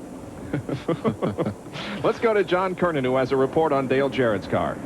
Well, the Wood brothers opted to go for fuel only. Of course, that moved them up into the lead since they got out of pit road. First of all, I came up to their pit and asked them, why would you take a gamble when the other cars were changing 2 tires, putting on 4 new tires? The set of tires they have on the car right now are the best that they've got, and they've run the best on that today. Any of the other new tires that they had put on, they ran a half a second slower. And as we saw, Dale had basically no problem getting around some of the traffic earlier on after he changed these tires the last time. They've only got about 35 laps on them, and there'll be, what, 9 laps to go? So, hey, hang on. It should be quite a finish. It should be quite a finish, John. And now let's take a look at the manufacturer's point standings. With 10 wins, Chevrolet is on top with 133 points. Ford has the second highest number of wins this year with 104 points accumulated in 4 wins. Then Pontiac, Oldsmobile, and Buick still looking for its first win of the 1991 season. Now let's go to Jerry Punch, who has a medical update on the member of Dale Earnhardt's crew who was injured earlier in the event. Jerry? Bob, Goodwrench tire carrier John Malloy cut a finger in the right hand when they had that first problem with the right rear tire. They were trying to pull the sheet metal away. He cut a finger, was taken to the infield care center, had 3 stitches put in it, pulled it back together. He is back here working. We just wanted to update and let everyone know he's going to be okay. He got it pulled together, and he's just pulling for his driver. We're going back to green, guys. We sure are, and there are 9 laps to go. 191 laps completed. Boy, look at this. They fan out 3 and 4 wide as they head for turn number 1, and Dale Jarrett has the lead of the race. Mark Martin second and Davey Allison third. We're going to see how much of an advantage those new tires are. Dale Jarrett did not change. Martin did. Let's see if he can hold them off. And can Mark Martin hold off Davey Allison? Look at Allison. Allison goes inside of Mark Martin, and he's going to pass Martin with ease. And now he sets his sights on the leader, Dale Jarrett.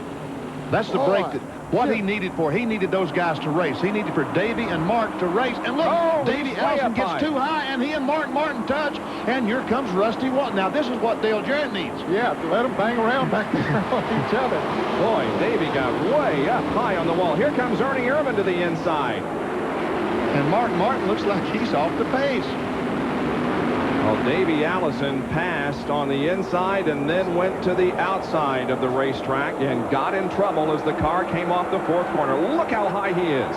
Davey got in the corner too hard, went up. Mark Martin was trying to get by. He touches Davey in the left rear. Now, he has to jump out of the throttle, and that's why he slowed down so dramatically. Boy. All right. Now, it is Dale Jarrett, Davey Allison, and Rusty Wallace, first, second, and third.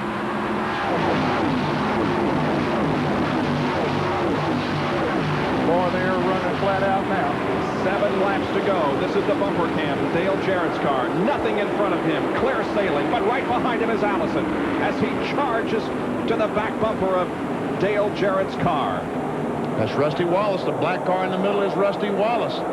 And Dale Jarrett is doing his car, doing a great job on those tires with 30-35 laps, as John Kernan reported.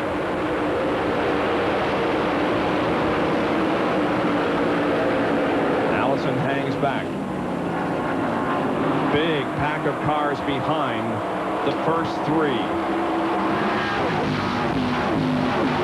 Mark Martin and Gant and several others are following. They're still 3 abreast, battling for position. I'll tell you, I've been surprised that Dale's been able to stay out there that long with those tires. The Wood brothers made a good call. Made a very good call. Is Dale Jarrett headed for his first Winston Cup victory of his career? Could very well be. He only has 5.5 laps to go. His best finish was a 4th at Atlanta last year, the last race of the season. He's holding off the challenge of Davey Allison. When they come down, it'll complete 195 laps.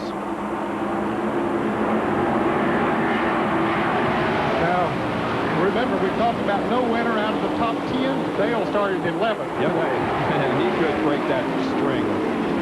But Davey, of course, started in 3rd position, and he would like to continue it. The one disadvantage The one advantage that Dale Jarrett has is he's running in the same tracks that Davey Allison wants to run in, where Davey's been running all day. Both those cars had it on the bottom of the racetrack, and Davey's not able to find his favorite spot to run in. He's trying to go high, but we saw a moment ago his car just does not work up there like he wants it to.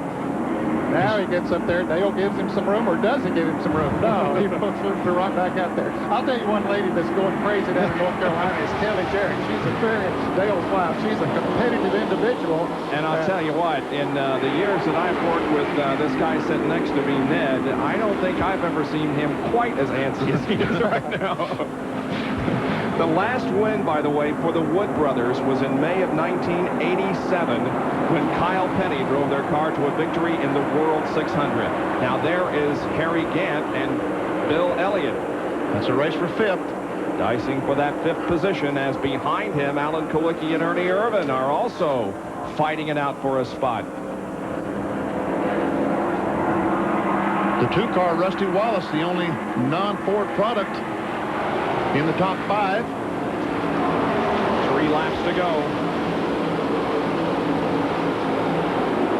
Ned, I believe he's going to pull it off. I don't know. I'm holding my breath. I don't know if I want it that long or not. I want you to say something, Ned, so you can breathe. We understand that Davey Allison's car has developed a push. Is that right, Jerry? That's exactly right. Davey's got a bad push in the car, and he's having trouble getting the car turned coming off the corners, and Dale Jarrett is taking the inside lane away. Guys, it's going to be a shootout. It sure is. When they come down, there'll only be 2 more laps to go. 4 miles of racing. Allison looks to the outside. He falls in behind Dale Jarrett, and they're still separated by about 3 or 4 car lengths. The Wood brothers, by the way, are the all-time winners in terms of car owners with 10 victories here at this racetrack. Allison closes in even tighter. It's now down to a car length and a half. They go on to the backstretch and to spin a car blowing an engine in turn number 2. Dave Marcus with a big puff of smoke. Is this going to bring out the caution? I doubt it. But boy, that would assure things for Dale Jarrett. Well, if he can get back to the start-finish line first. Here comes Davey to the outside. He's going to try this pass again. It got him in trouble earlier. They both slide up the racetrack, and here they come for the white flag. 1 more lap to go, and Allison has a slight advantage on Jarrett as they hit for turn number 1. But remember, Dale's been going well on the inside. Does he have the right line, though, Bob? Davey Allison keeps his car in the middle of the racetrack. Dale Jarrett's car is on the low side. Off the 18 degrees of banking, they go down on 5 degrees of banking, and Dale Jarrett wiggles a little bit as they come out of the second corner. They bump, they touch, they rub, going down the backstretch, side by side, wheel to wheel. Who is it going to be in the Champion Spark Plug 400? Jarrett has the slight advantage as they go into the 3rd and 4th corners. Davey Allison battles back on the outside. It's going to be a photo finish. They touch coming down through the triangle at the line. Who wins it? I believe Jarrett got it. He knows it, doesn't he? Oh, wow. Dale Jarrett won it, but it was a photo finish. He didn't win by more than 4 or 5 inches. I tell you, fellas, when he wins his first one, I want him to do it that way, racing for it. And he waves to Davey Allison saying, nice race. Wow. Dale Jarrett, his first Winston Cup victory. All right, here they come. Off of turn 4, Allison on the outside, Jarrett on the inside. Both of them with the pedal to the metal. They touch coming off of the turn. Did that slow Jarrett down too much? No, he gets a bite down on the inside and barely gets to the start-finish line first. Glad he did it again. Ned. Well, it's just another race. You was afraid he was going to lose it on the replay, right? Yeah, I suppose so. Wow, what a finish. Oh, boy. Let's get out of John Kernan. He's with Eddie Wood. I tell you, he doesn't look it now, but Eddie, just a minute ago, you were about 10 feet off the ground. It's been a while, about 4 years. It's been a long time coming. I'd just like to say thanks to Larry Britton and people at Citgo. They stuck with us through all the stuff we've been through. Up and down, it didn't matter. Ford stayed with us. We got a decent car here today. We had a good body on it. Romhauser out of Charlotte did the body. Everything just went good, and I know you're watching, Larry. You know, the Wood brothers long had a tradition of a great pit crew, great pit strategy, and that really helped Dale get to the front today on that last pit stop, fuel only.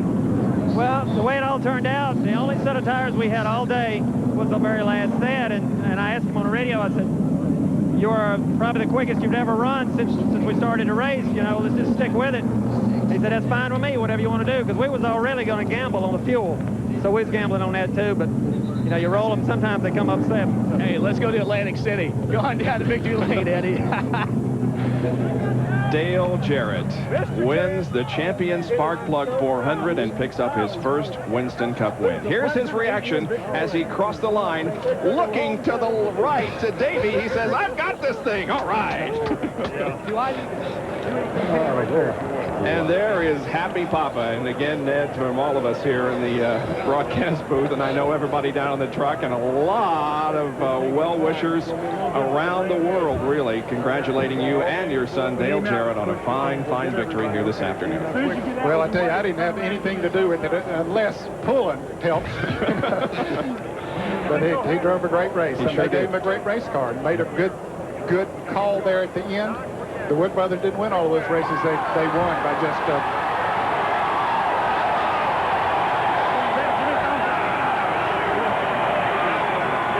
Here's Jerry Punch. Is this young man happy? Look at him getting hugged and congratulated. My goodness, what a celebration, Dale. Congratulations as all the crew comes in. Congratulations on a tremendous effort. Well, thank you. First of all, let me say, Kelly, I love you. I'm sorry you couldn't be here for the first one, but Dad, I'm glad you got to see it here. But next thing, these Wood brothers are something else, aren't they? They did a great job. What a call there at the end. The car, that was the fastest that the car had been, and Bested drove, and they said, let's leave those tires on, just get a splash of gas. And that's what won me the race. Appreciate Davey. I raced him awfully hard there. I hope he understands that's the first one, and I wanted it awfully bad. But, you know, thanks to Citco for giving me this opportunity. Ford, I certainly appreciate everything they've done for me, and these guys are just great.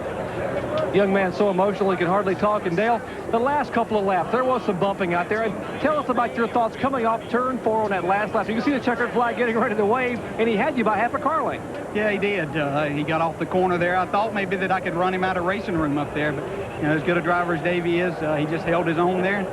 I tell you, this engine in this Ford here really ran good, and you know, I'm just as happy as I can be right now. Somebody I've got to thank that helped me along the way a lot. 2 people, John Irvin, the crew chief on my other car that brought me up, and Horace Eisenhower that owns the Busch Grand National car. That if it wasn't for him and my dad, probably wouldn't be here. But thanks to everybody back in Hickory. We'll have a big party when we get there.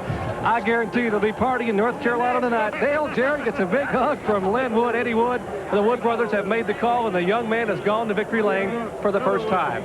He is the first-time winner of 1991, and he is the first driver ever to win a race here at Michigan out of the top 10. He started in 11th. Congratulations to Dale Jarrett.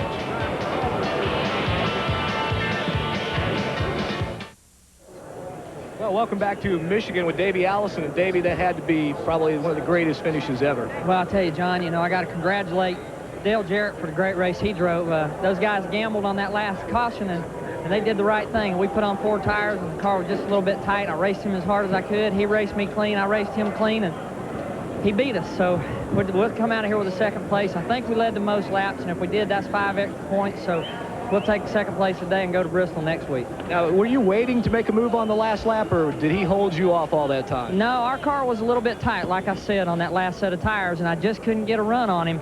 And, you know, if we'd have been about 4 or 5 more laps, I think we could have got around him. But other than that, he had us. There's Davey Allison. Davey, by the way, came into victory lane, went over and stopped the picture-taking ceremony for just a minute to congratulate Dale. And when he did that, the fans all stood up and cheered for Davey. Great finish, Bob. Yeah, it was a great finish, and again, a good, clean finish. And we're going to take a look at the entire field rundown, and it's going to be a day that goes down in memory for Dale Jarrett. I'm sure you guys remember when you won your very first race. I was just thinking it'd probably go down as the most memorable day in your life, Ned. Yes, it certainly will. That first race that I won in Myrtle Beach, South Carolina, back in 1959 was a 100-miler on a dirt track, paid $950 to win. Dale's going to pick up a little bit more than that here this afternoon. Besides that, it's quite an accomplishment. Winston Cup racing is so competitive these days, and And to be able to pull off your first win among this group of competitors and do it at this racetrack really is a feather in Dale Jarrett's cap. And again, we congratulate him. Let's take a look at the points. By Ricky Rudd's 11th place finish and Earnhardt's 24th, the separation is now only 69 points between Rudd and Earnhardt. There is the finish as it is. Now, we remind you that baseball tonight coming up at 8 o'clock live on ESPN, Minnesota and Oakland. And next Saturday night, we will be at Bristol International Raceway. For Jerry Punch, John Kernan, Benny Parsons, and Ned Jarrett, this is Bob Jenkins. So long, everyone.